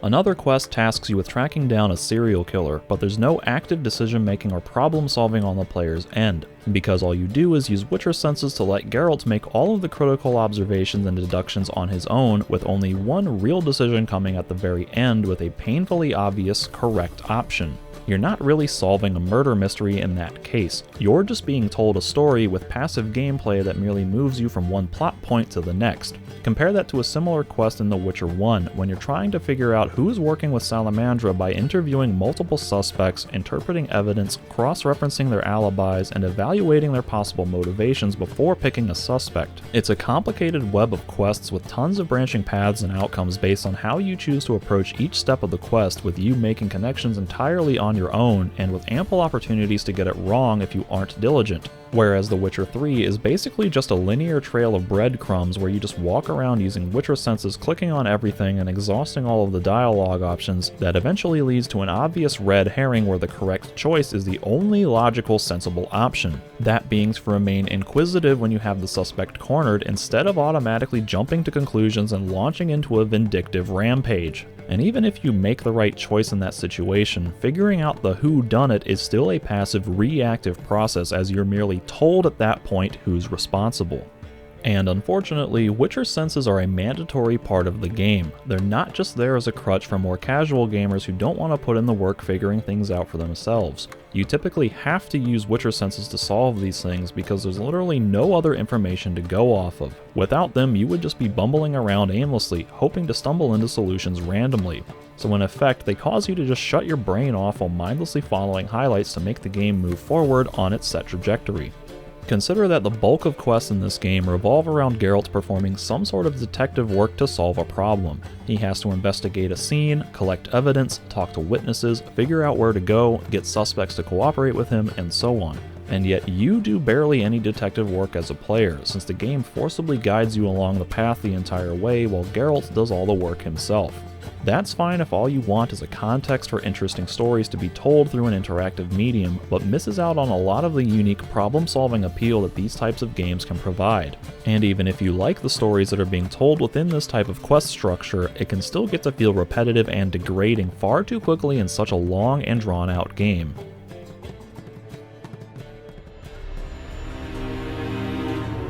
Number 10. Decisions often feel trivial and unimportant. While it's true that you can make a lot of important decisions that can affect the outcomes of major characters and even lead you to one of 3 different endings, most of the decisions you make in The Witcher 3 have little effect on anything, either because the outcomes are utterly inconsequential and only exist for role-playing purposes, which is totally fine, I suppose, it's better than having no choice at all, or because you actually, in fact, have no choice at all and are forced to do exactly what the game intended all along, regardless of the fact that you were given an apparent choice. At one point in the main story, I thought I had a chance to effect a major branch in the main questline, to pursue a hint of Ciri's whereabouts by pursuing either Dandelion or Triss and Yennefer. I decided to go with Triss and Yennefer, because that seemed like the more logical guess. I couldn't recall any mention previously that Dandelion even knew Ciri, and I knew that Triss was in the city and that Yennefer had a history with Ciri. Only for the game to say, that was the wrong answer, you're gonna go after Dandelion for help. Why even give the player a choice in that situation if Geralt is ultimately going to make that decision himself, or if there isn't going to be any sort of consequence for picking the wrong choice? If you're intending for the scene to play out a certain way, regardless of the player's input, then just show it how you envisioned it instead of putting a meaningless false choice into the mix. Meanwhile, a lot of your dialogue options are considered flat out wrong according to the script. In one major conversation after finding Ciri, I said I didn't want to get the Lodge of Sorceresses involved because I didn't trust them and was told, too bad, we're doing it. Ciri then protested, saying that she should have some say in things and that she can take care of herself, so I said, you're right, and was promptly told no, she needs to be kept completely out of danger. She got angry and ran off, so I said, I'll go after her, and was then told, no, she needs to work this out on her own. This was 3 things all in a row where the game slapped my wrist and said, no, you're wrong, this is how this cutscene is going to play out, and I was left to wonder why I was even given a choice if nothing I said was actually going to matter. Number 11. A lot of restrictive gameplay. Like with the dialogue options, there are a ton of instances in the ordinary gameplay when the game forces you to play a certain way, either by arbitrarily restricting your actions or by preventing you from doing anything else. Every now and then you run into situations where the game just doesn't let you run and you have to walk to your next destination, or you end up in places where you can't jump, draw your weapon, or cast signs. Particularly infuriating is how combat is a completely different gameplay mode from non-combat, since it completely alters the way movement, controls, and inputs work. While in combat, you can't jump or interact with anything, which often led to me getting stuck in places because I couldn't jump or climb a ladder to get to the enemy so I could kill it and get out of combat mode.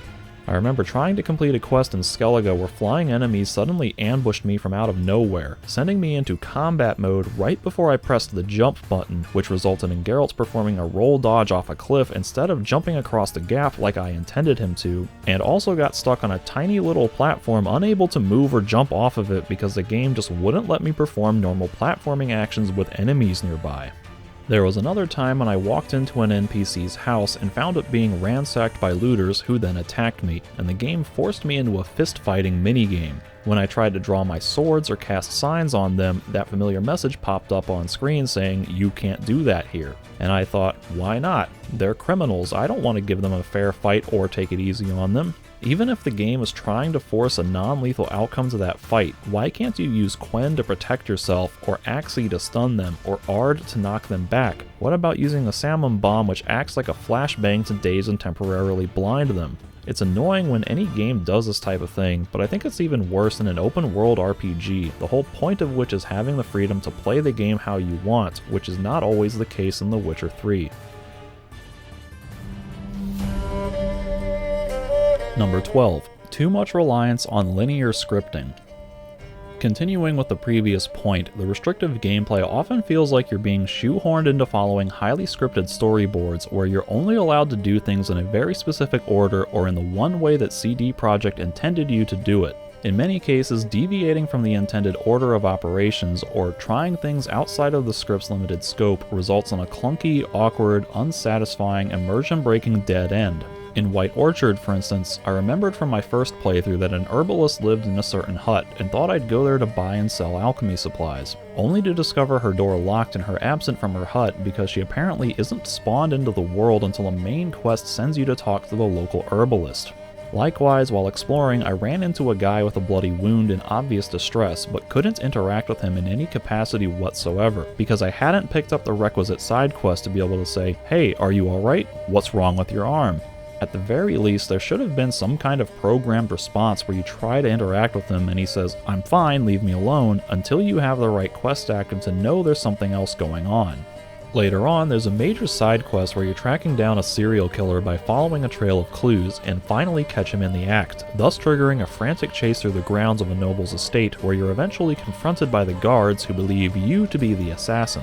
According to the game's script, you're supposed to stop and fight these guards to trigger a cutscene in which the killer gets away and the deceased's daughter rushes in to clear your name. Listen, you got the wrong guy. But if you do the only logical, sensible thing and instead choose to ignore the guards because you don't want to spill innocent blood and realize that doing so would slow down your progress of apprehending the culprit, then the trail of footprints just abruptly vanishes and the quest comes to a screeching halt, leaving you to awkwardly wander around with no more clues to follow and the quest no longer advancing as you wonder what's going on and what you're actually expected to be doing. In lots of other occasions, you discover areas during exploration that are apparently intended to be used for some quest, but which are inexplicably closed off without the requisite quest active, and which inexplicably open up once you're doing the right quest. And there are tons of situations where it would be most practical for Geralt to Jedi mind trick someone into cooperation, but because that would ruin the wonderfully crafted script, you inexplicably can't use that option. This type of stuff is really frustrating to encounter in a supposed RPG, especially an open world one, the whole point of which is typically to allow players the opportunity to explore the world and solve quests in their own unique way. But because of the game's heavy-handed reliance on following these linear scripts, by virtue of everything being so heavily story-driven with gameplay sequences that seem to exist primarily as a means to move the player from one storyboard moment to the next, that whole element of player agency gets reduced significantly. Instead of being presented with a problem and using your own wits and character skills to solve the problem, you're basically just along for the ride, passively following the script and watching scenes play out, until the game expects you to fight something or make a critical choice in dialogue. To be fair, that works in this type of game where the goal was clearly to tell a story, or a bunch of short stories set in an open world, but it's a little deflating if you're coming into it expecting more mechanically driven quests where the story emerges from your own gameplay, like you'd find in more mechanical, systems-based RPGs and immersive sims, or else if you enjoyed the stories being told but want to play a more active role within that story.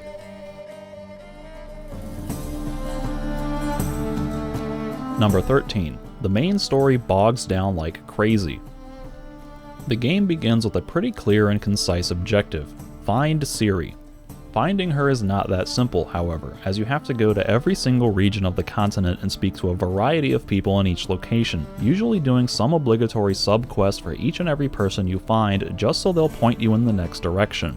This premise is fine for a little while, at least in the early stages of the game when you have little to no information to go on and are dealing with what I consider to be some of the better main quests with the Ladies of the Wood and the Bloody Baron. But it really bogs down once you finish the main quests in Velen and you get to the big city in Novigrad.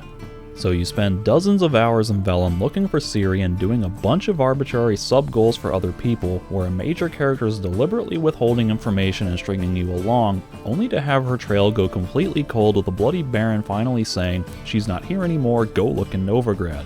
The Velen quests don't end on any sort of compelling cliffhanger, as they effectively wrap up almost every loose end in that area, and they don't lead or continue directly into Novigrad, as there's a clear separation between the two stories and the two environments, since they're actually intended to be doable in either order, despite the game clearly starting you in Velen. Once you realize that the quests in Velen conclude in a huge dead end, it makes all of the preceding effort feel like a waste of time, and the realization that you now have to start the search all over again with zero leads in an all-new environment just brings the game's momentum to a screeching halt. So then you go to Novigrad and have to turn the entire city upside down looking for her, while following an endless string of wild goose chases looking for other people, all the while feeling like you're not making any progress towards actually finding Ciri, because the main plot almost seems to forget about her at this point.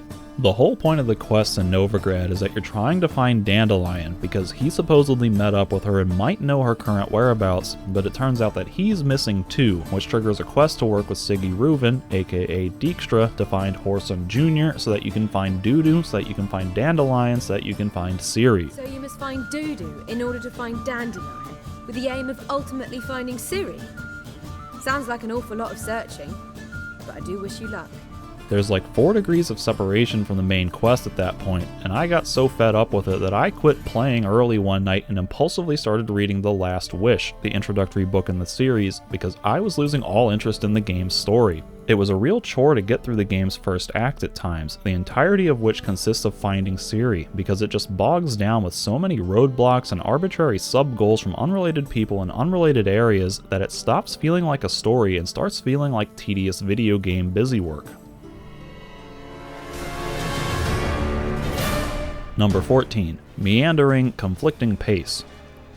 The whole point of finding Ciri is that the world is at risk of an apocalyptic event should the Wild Hunt ever catch up with her, and she's also Geralt's adopted daughter whom he cares deeply about and doesn't want to come to any harm.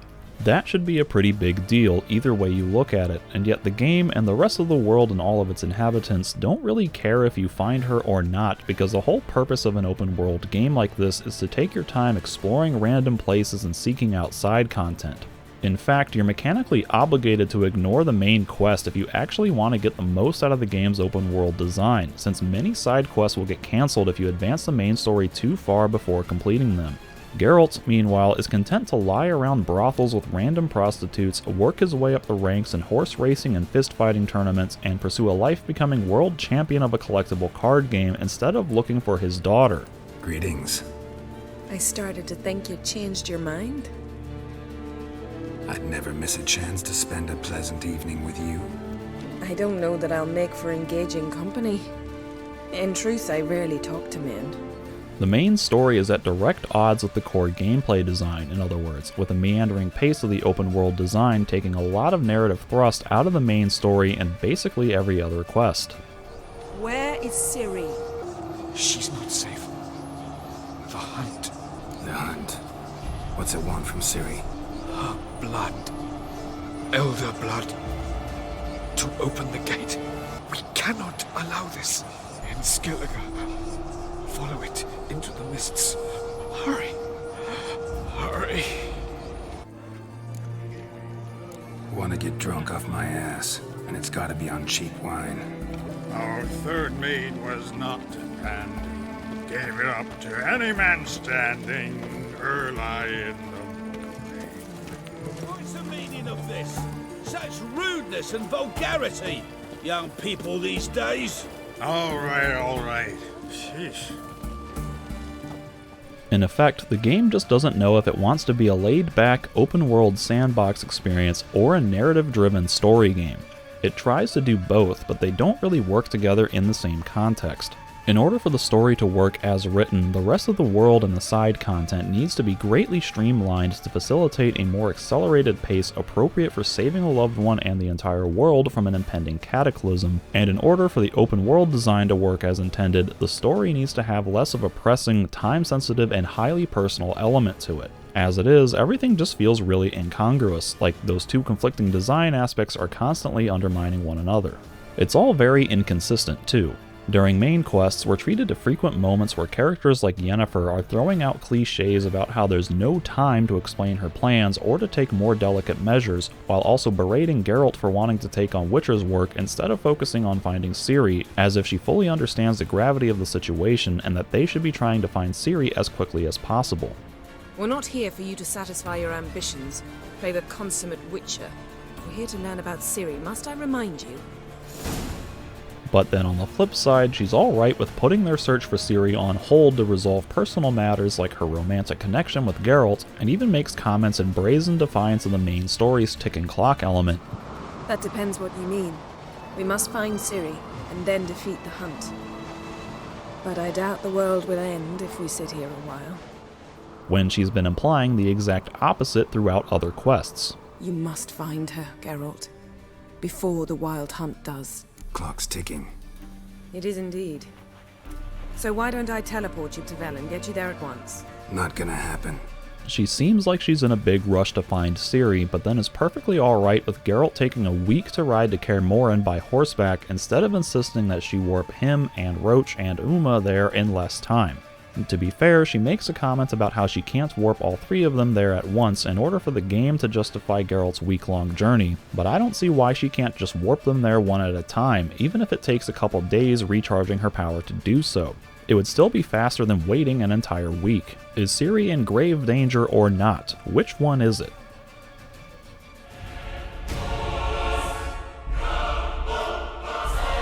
Number 15. The whole third act is underwhelming. The main story is broken into 3 segments, with Act 1 being the search for Ciri, Act 2 being the preparation and eventual battle of Kaer Morhen, and Act 3 being the retaliation against and final confrontation with the Wild Hunt. Act 1 takes up the bulk of the gameplay, with finding Ciri being the longest, most involved process of the entire game, complete with the most open-world, side-quest hunting gameplay. The fact that finding Ciri takes so long makes it feel like the game is building up to this grand, epic showdown with the Wild Hunt, leading into the Battle of Kaer Morhen, which feels like the game's climax. And then Act 3 feels incredibly simple, mundane, and straightforward in comparison to all the preceding action and build-up. Most of what you do in Act 3 is small tasks here and there, like fetching a sunstone from an elven crypt, visiting Avallac'h's lab, or talking to the Emperor, before launching into a heavily scripted, highly linear final battle where you fight or run past a few groups of enemies, face a couple bosses, and then it's basically over. The final battle is extremely anticlimactic, without much engaging gameplay or interesting story elements going on, and practically zero meaningful character interaction between Geralt and Eredin, the main baddie. Afterwards, there's no resolution to the actual battle, with no opportunity to talk to your friends to see who made it out alive or what else happened elsewhere in the battle, and so on. Even though there's more preparation and build up to the final battle in Act 3, the Battle of Kaer Morhen in Act 2 feels way more epic with much higher stakes, and does give you a proper resolution with lots of character moments along the way. In comparison, Act 3 feels like it's rushing towards the end of the game while running out of steam.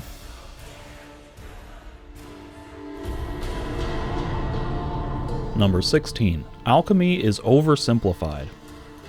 By streamlining alchemy to make it a more appealing gameplay option, they removed almost all of its depth and complexity. Potions now have zero negative side effects, so there's absolutely no reason not to use them, and you no longer have to stop fighting to uncork a potion and actually drink it, meaning you don't have to worry about positioning yourself and finding the right moments when you can afford to drink a potion. You just press a hotkey and the effect triggers instantly. There's no more variety in brewing a potion by mixing your own ingredients with dominant substances to create special versions with bonus secondary effects, or using trial and error to brew your own potions without a formula, and you only really have to brew a potion once, because from then on everything will automatically replenish every time you rest as long as you have a single bottle of alcohol in your inventory, which you find everywhere in your travels. In other words, there's virtually no cost for brewing and replenishing your supplies. The fact that you can brew potions anywhere at any time also reduces elements of survival and resource management, since you no longer have to plan out or make critical decisions about when to use your limited substances. Similarly, there's no consequence for applying oil to your blades, so you may as well run around with a constant damage boost and swap the oils out every time you start a fight against a new enemy type. And even though the blade oils have a limited number of uses per application, there's no limit to the number of times you can apply the oil, which happens instantly during the pause screen, thereby making those arbitrary limitations completely pointless. All of which combines to make alchemy feel like a bunch of generic, passive buffs instead of a fully developed gameplay system, since there's no more realistic grounding with how you have to prepare and maintain your supplies.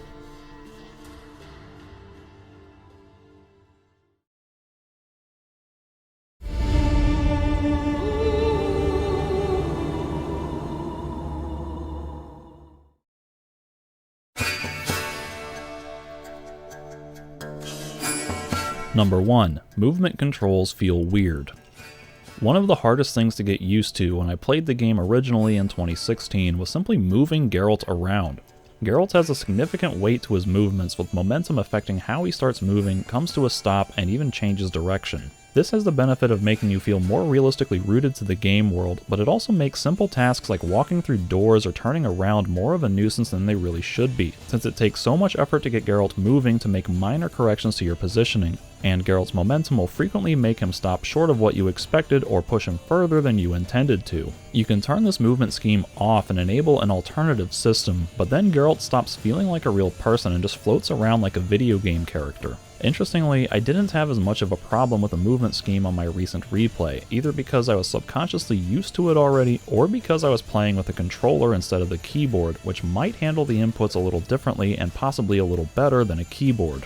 Regardless of your chosen input method, trying to control your movement while swimming is an absolute nightmare, since Geralt seems to have the turning radius of a luxury yacht, and you can't aim his movement up or down at precise enough angles to get out of tight spots easily. In fact, the physics for movement just feel uncooperative in general. The game likes to force a lot of physics-based reactions on the movement, independent of your actual inputs, which constantly leads Geralt to doing weird things you didn't intend. Sometimes it makes sense, like how he'll slow down when walking up a steeper incline, but this effect seems to trigger at inappropriate times when you are moving fine over a similar incline and then get suddenly forced into a slow walk when there is no perceptible change in the slope, and then he'll stubbornly refuse to even attempt to move faster while you're mashing on the sprint button. But then he'll randomly lose his footing and just slide all the way down the hill, and there's no way for you to halt his momentum or catch yourself other than to awkwardly jump, possibly resulting in him rolling some weird direction when he lands. Trying to get out of a body of water by walking up a steep incline is an act of obnoxious futility, where Geralt will slowly trudge out of the water only to slide backwards and then launch into a diving face-first animation back into the water and swim several strokes out from land.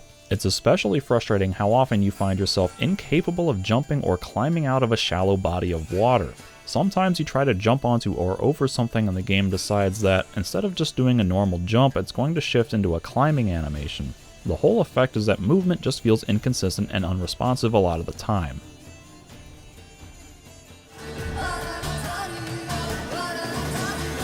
Number 2. Imprecise combat controls.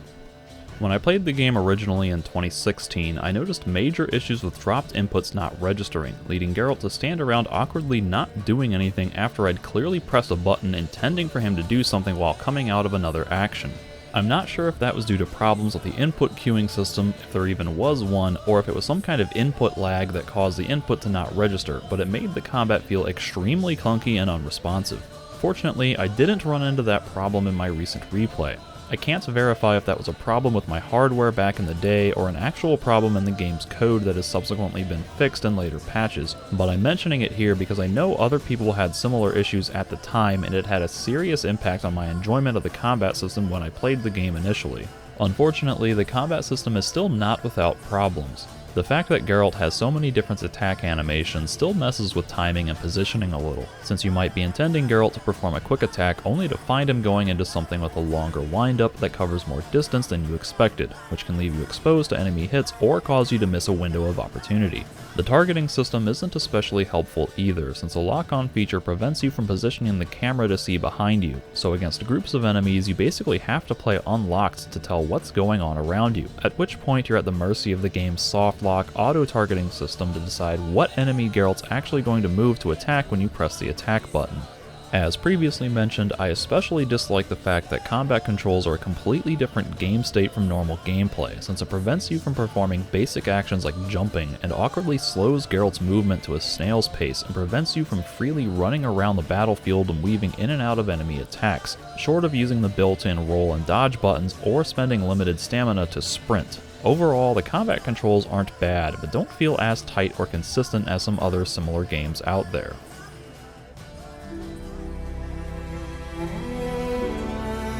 Number 3. Witchers ain't got time for these trivial tasks.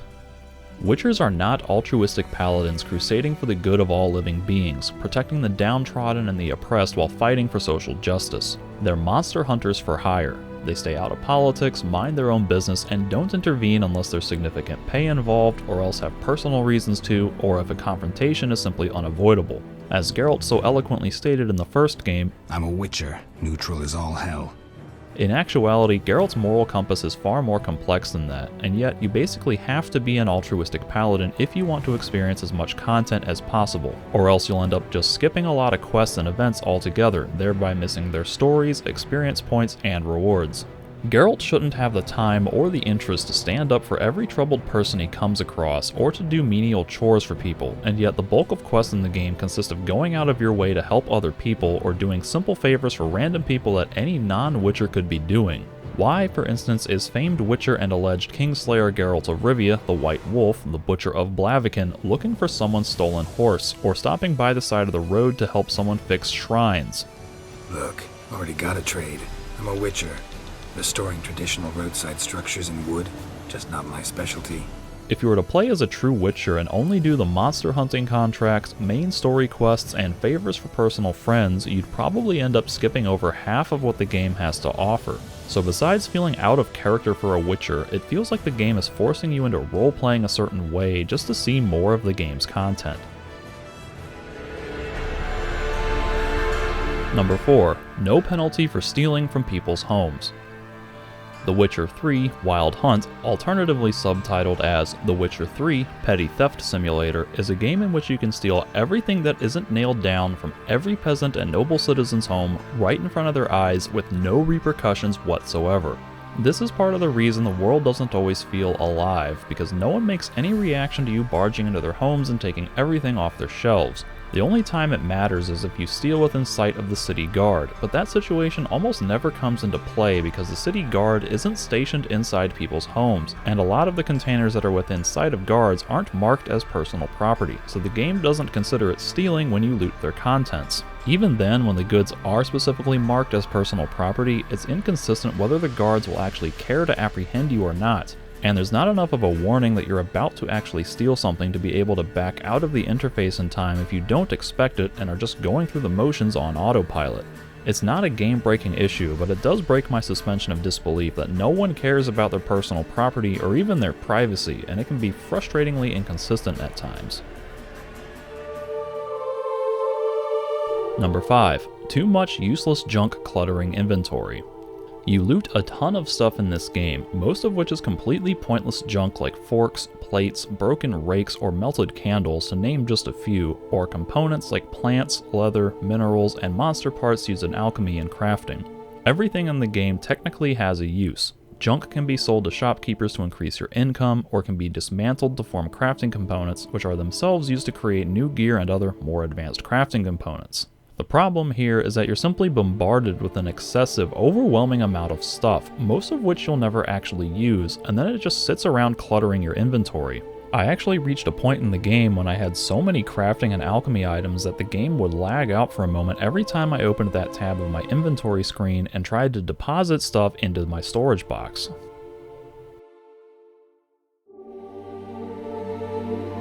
Number 6. Nothing to spend money on. Since you either find or craft all of the good stuff you'd ever use in the game, money has essentially no value and no purpose. The only things worth spending money on are recipes for potions, bombs, and blade oils, but these become fewer and fewer as you play the game, rare herbs that you can't find in the wild or that simply don't exist elsewhere, strong alcohol for creating more advanced alchemical substances and potions, and repairs for your weapons and armor, which become less of a necessity as you accumulate more and more repair kits. These purchases make up only a tiny fraction of your total income. You end up with tens of thousands of coins and nothing to spend them on, which contributes to the overall feeling of not progressing and not getting stronger that permeates the entire game, because gold is treated like a reward for quests and exploration, but in reality it does you no practical good.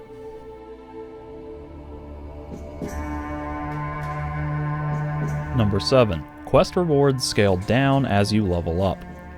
Point of fact, you are going to become overleveled in this game, even more so if you're a diligent explorer and completionist who does everything he can before moving on to another area. When this inevitably happens, quests that are deemed too low level for you start giving less experience and less reward to a point when they eventually stop giving you rewards altogether. The intent, I suppose, is to slow down your leveling so you don't outlevel everything in sight, but that still happens at an alarmingly fast rate, even with this downscaling, which yet again contributes to the overall feeling of slow progression. And because there are so many quests in the game, it's inevitable that you'll end up with grayed out quests in your journal that you've simply outleveled that you know will give practically zero reward for completing them. That's not such a big deal if the quest at least has an interesting story to make it worthwhile, but can feel like a waste of time for shorter, simpler, less interesting quests. Number 8. Long, frequent cutscenes hold the player hostage.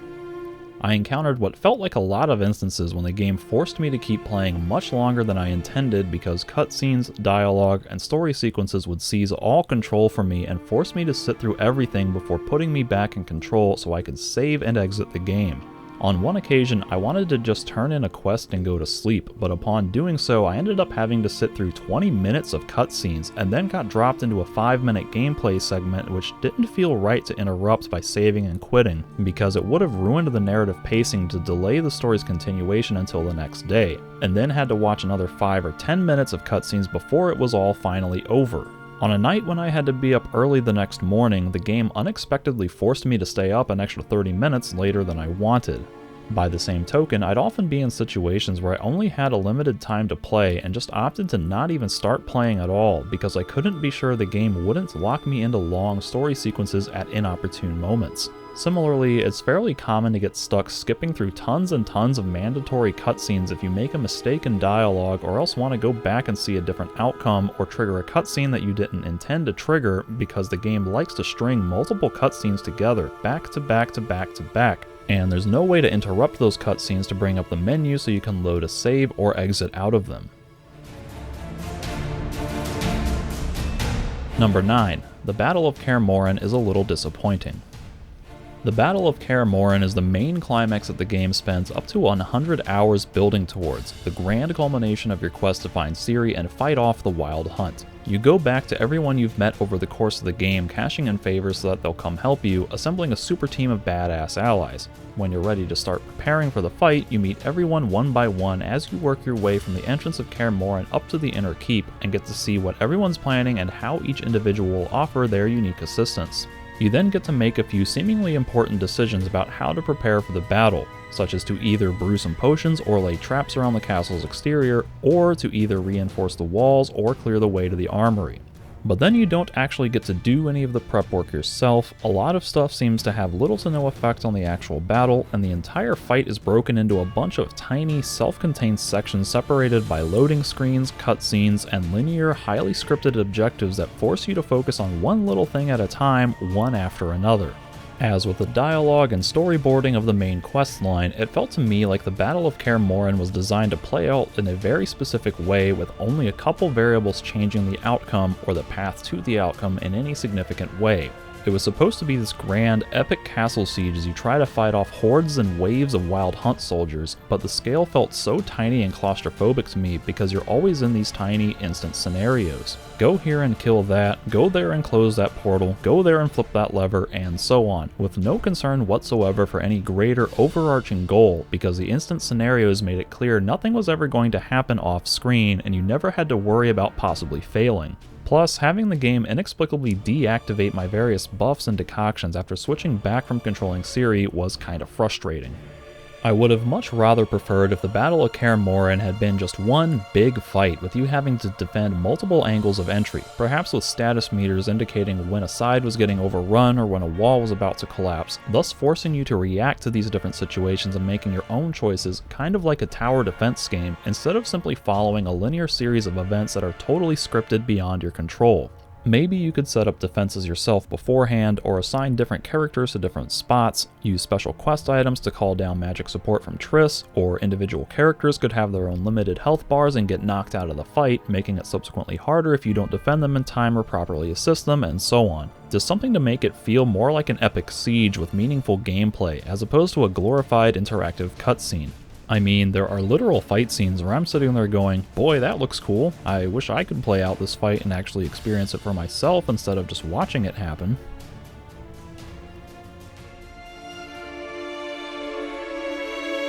Number 10. Playing as Ciri. Occasionally throughout the main story, you get to play flashbacks as Ciri to see from her perspective what she went through at each step of her journey, while Geralt is always 2 or 3 steps behind her.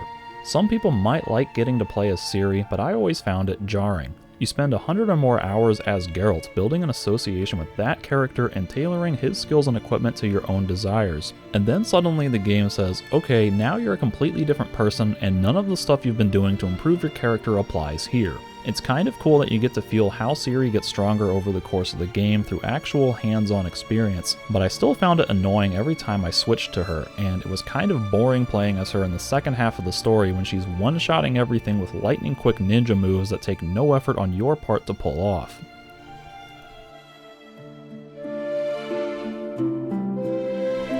Number 11. Minimal exposition for new characters.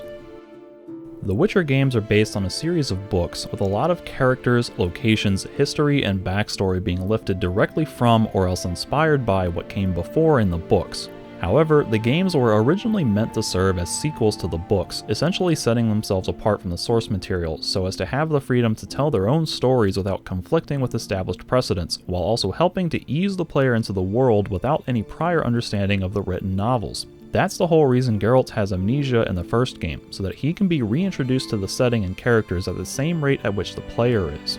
When I played the first 2 games, it was always clear that there was more to the world and story than what was being shown in the games, but it felt like the games did a good enough job establishing themselves that you didn't need to have read the books to understand or appreciate the games. I'm sure being familiar with the books makes the first 2 games more enjoyable to play, but to my ignorant perspective, it felt like I was mostly missing out on references and Easter eggs while not having as deep of a familiarity with the greater world in which these stories are set, and I was fine with that.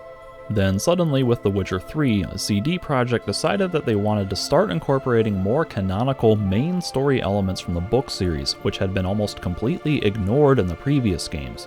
Yennefer and Ciri, for instance, made no appearances in either The Witcher 1 or The Witcher 2. They're only briefly mentioned during animated flashbacks and certain dialogue sequences, and frankly, I'd forgotten a lot of that by the time I'd played The Witcher 3 because it was fairly meaningless to me in The Witcher 2. So going into the third game in this trilogy, having not read any of the books and being rusty on the finer details of the second game, I had no firm grasp of these important characters because they were never fully established in the games. The game makes it clear that Geralt has a long and deep personal history with Yen and Ciri, but I had no prior experience with either of them, which made their sudden involvement in The Witcher 3 feel awkward and jarring to me. Besides not being set up very much in the previous games, the beginning of the third game offers barely any exposition to actually introduce these characters to the player. All we get is one brief flashback of Geralt and Yen making playful banter with each other, and then a flashback of Geralt training Ciri, before those characters are dropped almost completely from the story while also serving as the ultimate point of Geralt's quest. After another brief, business-like meeting with Yen and Vizima, she runs off to Skellige and isn't seen again for 60 or 80 hours of gameplay, throughout which you're given extensive role-playing options to romance other characters or remain faithful to Yen, and having to make reactions to how other characters talk about her while having had hardly any meaningful interaction with her as a player. The whole time I felt like I wasn't actually role-playing as Geralt, but was trying to guess what the game considered the correct, canonical choices for his character based on what little it had told me about him and Yen. You can read up on some of their history through in-game books, but unless you've actually read the original source material, then I feel like you can't properly understand who Yennefer is and what she's supposed to mean to Geralt to make informed role-playing decisions. Even the helpful glossary, which normally helps to explain some of the characters' backstories, isn't very informative.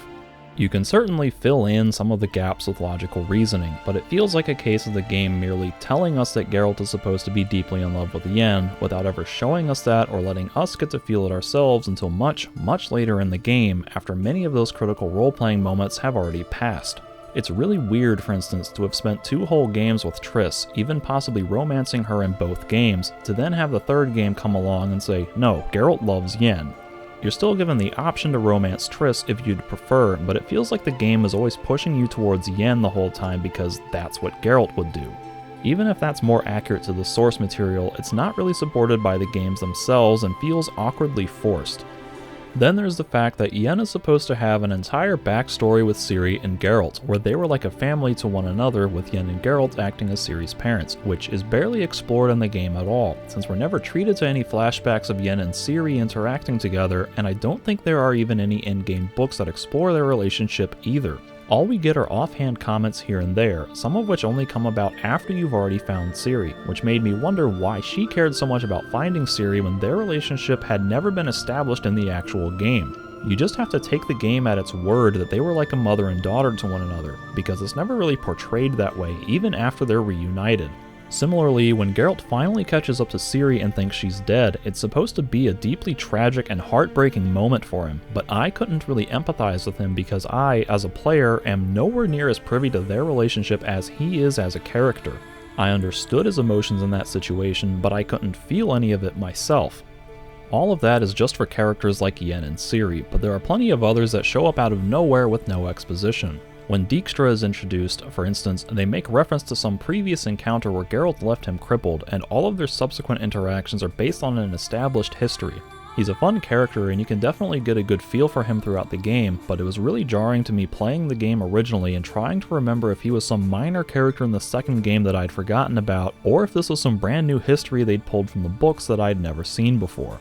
Likewise, when Avallac'h is introduced, Geralt makes some comments about how he's met him before and that Avallac'h can't be trusted. But again, this is never established in any of the other games, so I'm spending the entire second and third acts of the game wondering what's supposed to be so sketchy about Avallac'h and why Geralt would be instantly distrustful of him. Even the Wild Hunt goes without much exposition, which is problematic when they're supposed to be the main antagonist threat in the game. I get that they're supposed to be ancient beings who are seen as an omen of war and who are likely playing a role in the impending White Frost, and thus should be considered a serious threat, but the game doesn't do much to establish why they're so feared and doesn't give us much reason to be scared of them as the bad guys. All we see is the aftermath of a few villages being attacked, but it kind of looks like just a basic slaughter that could have been performed by any group of armed bandits, and you can read a few books about how they're supposed to be a sign of the end times, but it all feels rather unsubstantiated, like they're a vague abstract concept the entire time as opposed to an actual threat. It's another case of the game telling us they're a big deal without ever showing it.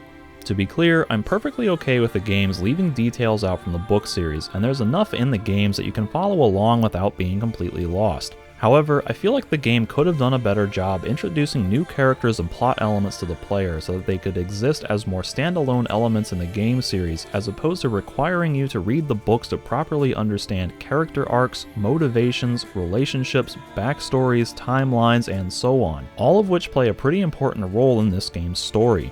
Like why, for instance, are there not more flashbacks of Geralt with Yen and Ciri? Why do all of the major quests with Yen happen so late in the game instead of getting sprinkled in a little bit earlier? Why couldn't Geralt still have some lingering amnesia about characters like Avallac'h and Dijkstra to better introduce them to the player? In lieu of that, why don't he and Dijkstra reminisce about their past adventures a little more? Or why doesn't Geralt explain to the other characters what happened in the past that makes him distrustful of Avallac'h? This isn't a huge deal or a game-breaking issue, but it's something that bothers me and thus earns a spot in the ugly section for things that I feel could have been executed better.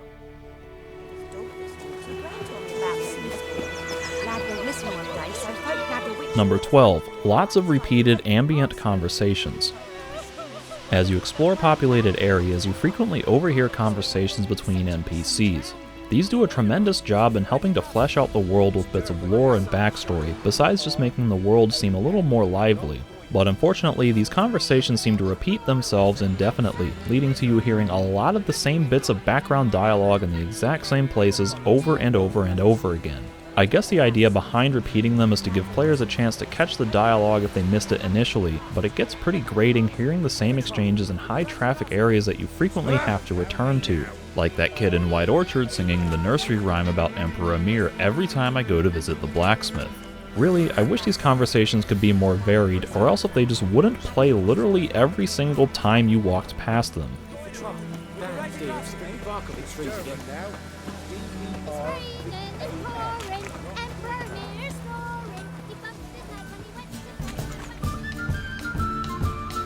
Number 13. Gwent is pay to win. Gwent is a card game that CD Projekt designed and put into The Witcher 3 to replace the dice poker minigame from the previous games. It now exists as its own standalone game, and you could even, for a time, buy physical decks to play in real life. It's a fun little game that reminds me a lot of Blue Moon Legends, an actual card game by Reiner Knizia that I own and rather enjoy, which made me really intrigued once I realized that the card game in The Witcher 3 is actually a good, interesting game system, and not just some gimmicky minigame. That said, as it exists in The Witcher 3, Gwent is pay to win with no real system for balancing the strength of one's deck of cards, which I find fundamentally flawed in a competitive card game. In a nutshell, Gwent works by playing cards from your hand which you draw from your pre-built deck, with the ultimate goal of having a higher total value of cards in play than your opponents at the end of a round. The game lasts up to 3 rounds, with the winner being whomever wins 2 of the 3 rounds. You draw all of the cards you'll have for the entire game at the beginning, so there's a strategic element about which cards to play during which rounds so that you don't waste too many cards and also save enough for later rounds. So the crux of the gameplay is baiting your opponent to play cards a certain way so that you can essentially spring a trap on him while also making sure that you're pacing yourself for all 3 rounds, possibly forfeiting a battle so that you can win the war. It's a fine enough system, and like I said, it's worked well in real life card games, so I like the core mechanics of Gwent.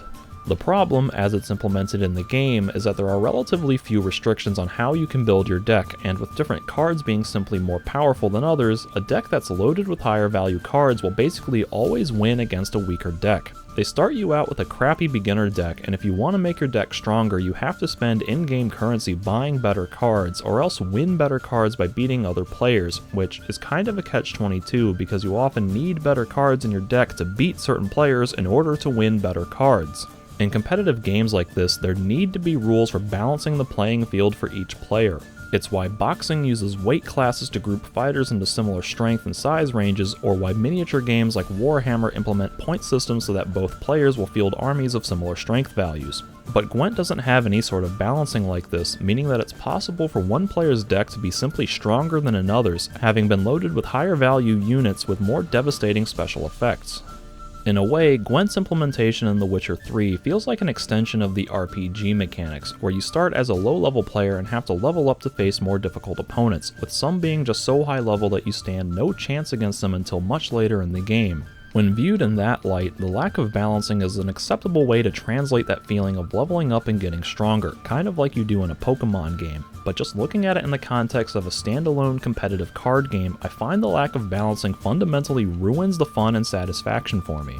In my original playthrough, I had fun playing a few matches early on, but once I realized that individual decks can be so highly imbalanced and that you have to spend a lot of money buying better cards, I swore it off and never touched it again, and made no subsequent attempt to get into it during my replay.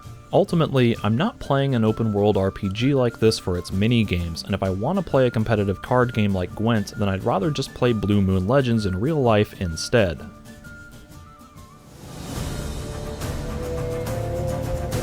Number 14. Not much variety in builds and playstyles. Given how many different skills there are in this game, and how few skill slots you unlock over the course of the game, it would seem like there's a lot of potential for creating unique build varieties to offer uniquely different gameplay experiences. While the skill system does provide for tons of different unique combinations that can have a fun effect on gameplay, the whole system is still limited to such a narrow scope of options that different builds really don't change your playstyle or what you actually do in the game all that significantly, because it's all based around one preconceived notion of what a Witcher's gameplay should be like. In essence, your build mostly just determines how effective your character is at different things that you're already capable of doing, and what portion of the gameplay systems you'll put a little bit more of your focus on. Because even though you might choose to specialize in one of 3 different fields, you're still going to be using the core elements of the other 2 due to a combination of pure necessity and a simple lack of restrictions on the other unused fields. As a pure melee character, for instance, you don't have much use for stamina throughout most of the game until you unlock Rend or Whirl, so there's no reason not to throw occasional magic signs out there whenever you have the opportunity, because there's no real detriment or cost to using magic signs and they only contribute extra firepower to your arsenal. Likewise, you have plenty of toxicity at the start of the game to make use of multiple performance-enhancing potions at a time, in addition to things like blade oils and bombs, all of which can improve in strength over the course of the game independently of your build decisions. Once again, it costs you practically nothing to use alchemy options and they only increase your total damage output, so you may as well use them. Conversely, an alchemy build is still going to have to rely on swordplay for basic damage output, and the same principle as magic signs still applies in that case. You have stamina that you're not using for anything else, so you may as well use it to give yourself extra damage, defense, or crowd control options. A pure mage, meanwhile, only has one sign that applies direct offensive damage, and you typically have a few seconds of downtime between casting while you're waiting for stamina to recharge, so you may as well occupy that time dealing extra damage per second with your sword, while other signs like Axii, Ard, and Yrden still rely on you getting in close with your sword to deal damage. All the while that toxicity gauge is sitting there completely unused, so you may as well benefit from potions that further enhance your sign casting abilities or whatever else you might desire. In practice, no matter how you choose to build your character, you're still going to be a prototypical Witcher using some combination of swords, signs, and alchemy in basically every situation with practically every build, unless you deliberately choose to handicap yourself for no real reason. We can obviously justify or excuse this because you're playing a preset character in a preset profession, so of course gameplay is going to be based around a certain preset archetype, and we can also argue that it's basically always been this way throughout the entire series. But it still seems like the different branches should be able to provide more significant gameplay-altering effects that actually branch out in completely different directions, as opposed to being more like minor extensions from a single core path. Why, for instance, are there not more active skills in each tree that actually alter the gameplay in a significant way, or more restrictions preventing you from effectively performing different types of actions without investing sufficiently into those fields or abilities? After playing through the entire game twice and trying several different build combinations that focused on completely different things, ranging from pure mage to pure melee to pure alchemy and various hybrid combinations, it felt like I was always doing the same basic things in each instance with only minor variations, because it's all based around the same core gameplay formula from which you don't have very much freedom to deviate. This isn't an inherently bad thing per se, seeing as this was clearly an intentional design choice based on the type of character and story they wanted to portray, and there's still enough different skills to allow for interesting decisions and unique combinations when it comes to character building, but it can get to feel a little stale and monotonous over the long haul.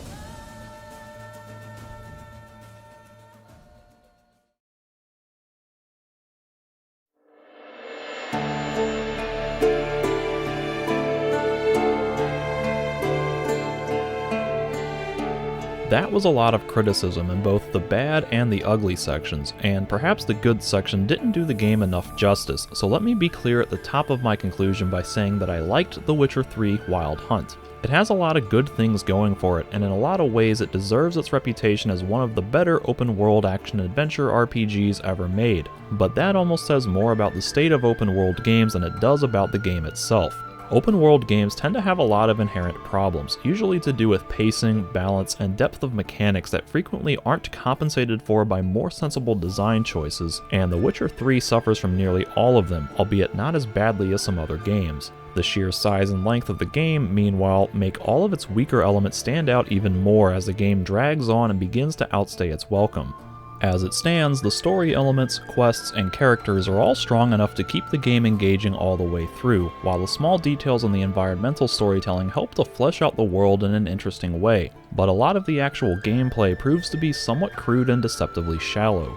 Although the quests usually tell interesting stories with meaningful consequences for your role-playing decisions, the actual gameplay in solving them tends to be a simplistic matter of following glowing highlights and clicking on everything in sight with little regard for your actual input until reaching a critical decision point. Combat feels like an incredibly simplistic and rudimentary system of mashing the attack button and periodically dodging when the enemy's health bar flashes red, with hardly any challenge to be experienced once you get a feel for the timing, even on the hardest difficulty setting against vastly higher level enemies. The leveling system presents some interesting decision making in terms of how you allocate limited skill points into limited slots, with fun combinations of various stacking effects, but feels dreadfully slow and unrewarding with how sparsely those points and skill slots are spread out over the second half of the game. The massive world offers a ton of quality content to experience, but feels like it's been stretched a little too thin with a little too much filler in places, and with too much of a reliance on icon hunting to facilitate exploration. All the while, the game's disparate blending of open-world gameplay design with a heavily narrative-driven story premise feel at odds with each other and prevent either one from excelling as much as they could have. I firmly believe that The Witcher 3 could have been a leaner, tighter, and more satisfying game if CD Projekt had trimmed some more of the fat and given us a somewhat smaller but more tightly focused game. Both of the previous Witcher games, for instance, used a semi-open, hub-based world design which gave you a lot of open areas to explore with plenty of opportunity for non-linear questing, but tied those areas into the main quest a little better so that everything flowed with the heavily narrative-driven story, which I feel is a better fit for what they're trying to accomplish by combining open-ended exploration with a heavy emphasis on storytelling. I'm not saying The Witcher 3 needed to take that same approach, as I'm fine with the concept of the third game being truly open world, but it was hard for me to appreciate the open world design due to the looming threat of a cataclysmic event that I was mechanically obligated to ignore in order to experience the game to its fullest, and the main story lost a lot of its narrative thrust because of all the distractions in the open world design. In other words, I feel like they could have struck a better balance between the two, by either giving the main story a less pressing threat, or else by making the world design tie into the progression of the main story a little more closely. Consequently, I don't find it as fun or enjoyable as some other similar types of games that I've ultimately enjoyed more, but none of those other games come close to matching the epic scale or production value of The Witcher 3. And there are, in fact, plenty of valid reasons to praise and celebrate The Witcher 3. If you're looking for an RPG-style game with great characters and storytelling, or want to play a huge open-world action-adventure RPG with a lot of high-quality content, or want to get lost in a fairly immersive and uniquely captivating fantasy folklore setting, then you'd be hard-pressed to find anything significantly better than this. Lots of games are better at those things individually, but few wrap them all together with such high production value and accessibility. Plus, it is a fairly unique, one-of-a-kind experience despite having so many superficial similarities to similar types of games. Perhaps most importantly, of all the other massive open-world games to have come out in the wake of Skyrim, at least of those that I've played, The Witcher 3 is one of the best at making your choices and actions feel like they have some kind of meaningful impact on the world. Sadly, its gameplay mechanics don't always live up to the rest of its high aspirations, so I can't claim it to be some kind of masterpiece against which all other games of this type should be judged. It's still not what I would consider ideal for this sort of game, and it certainly has its fair share of problems and shortcomings, but I still find it more appealing than most of the other popular alternatives in the genre.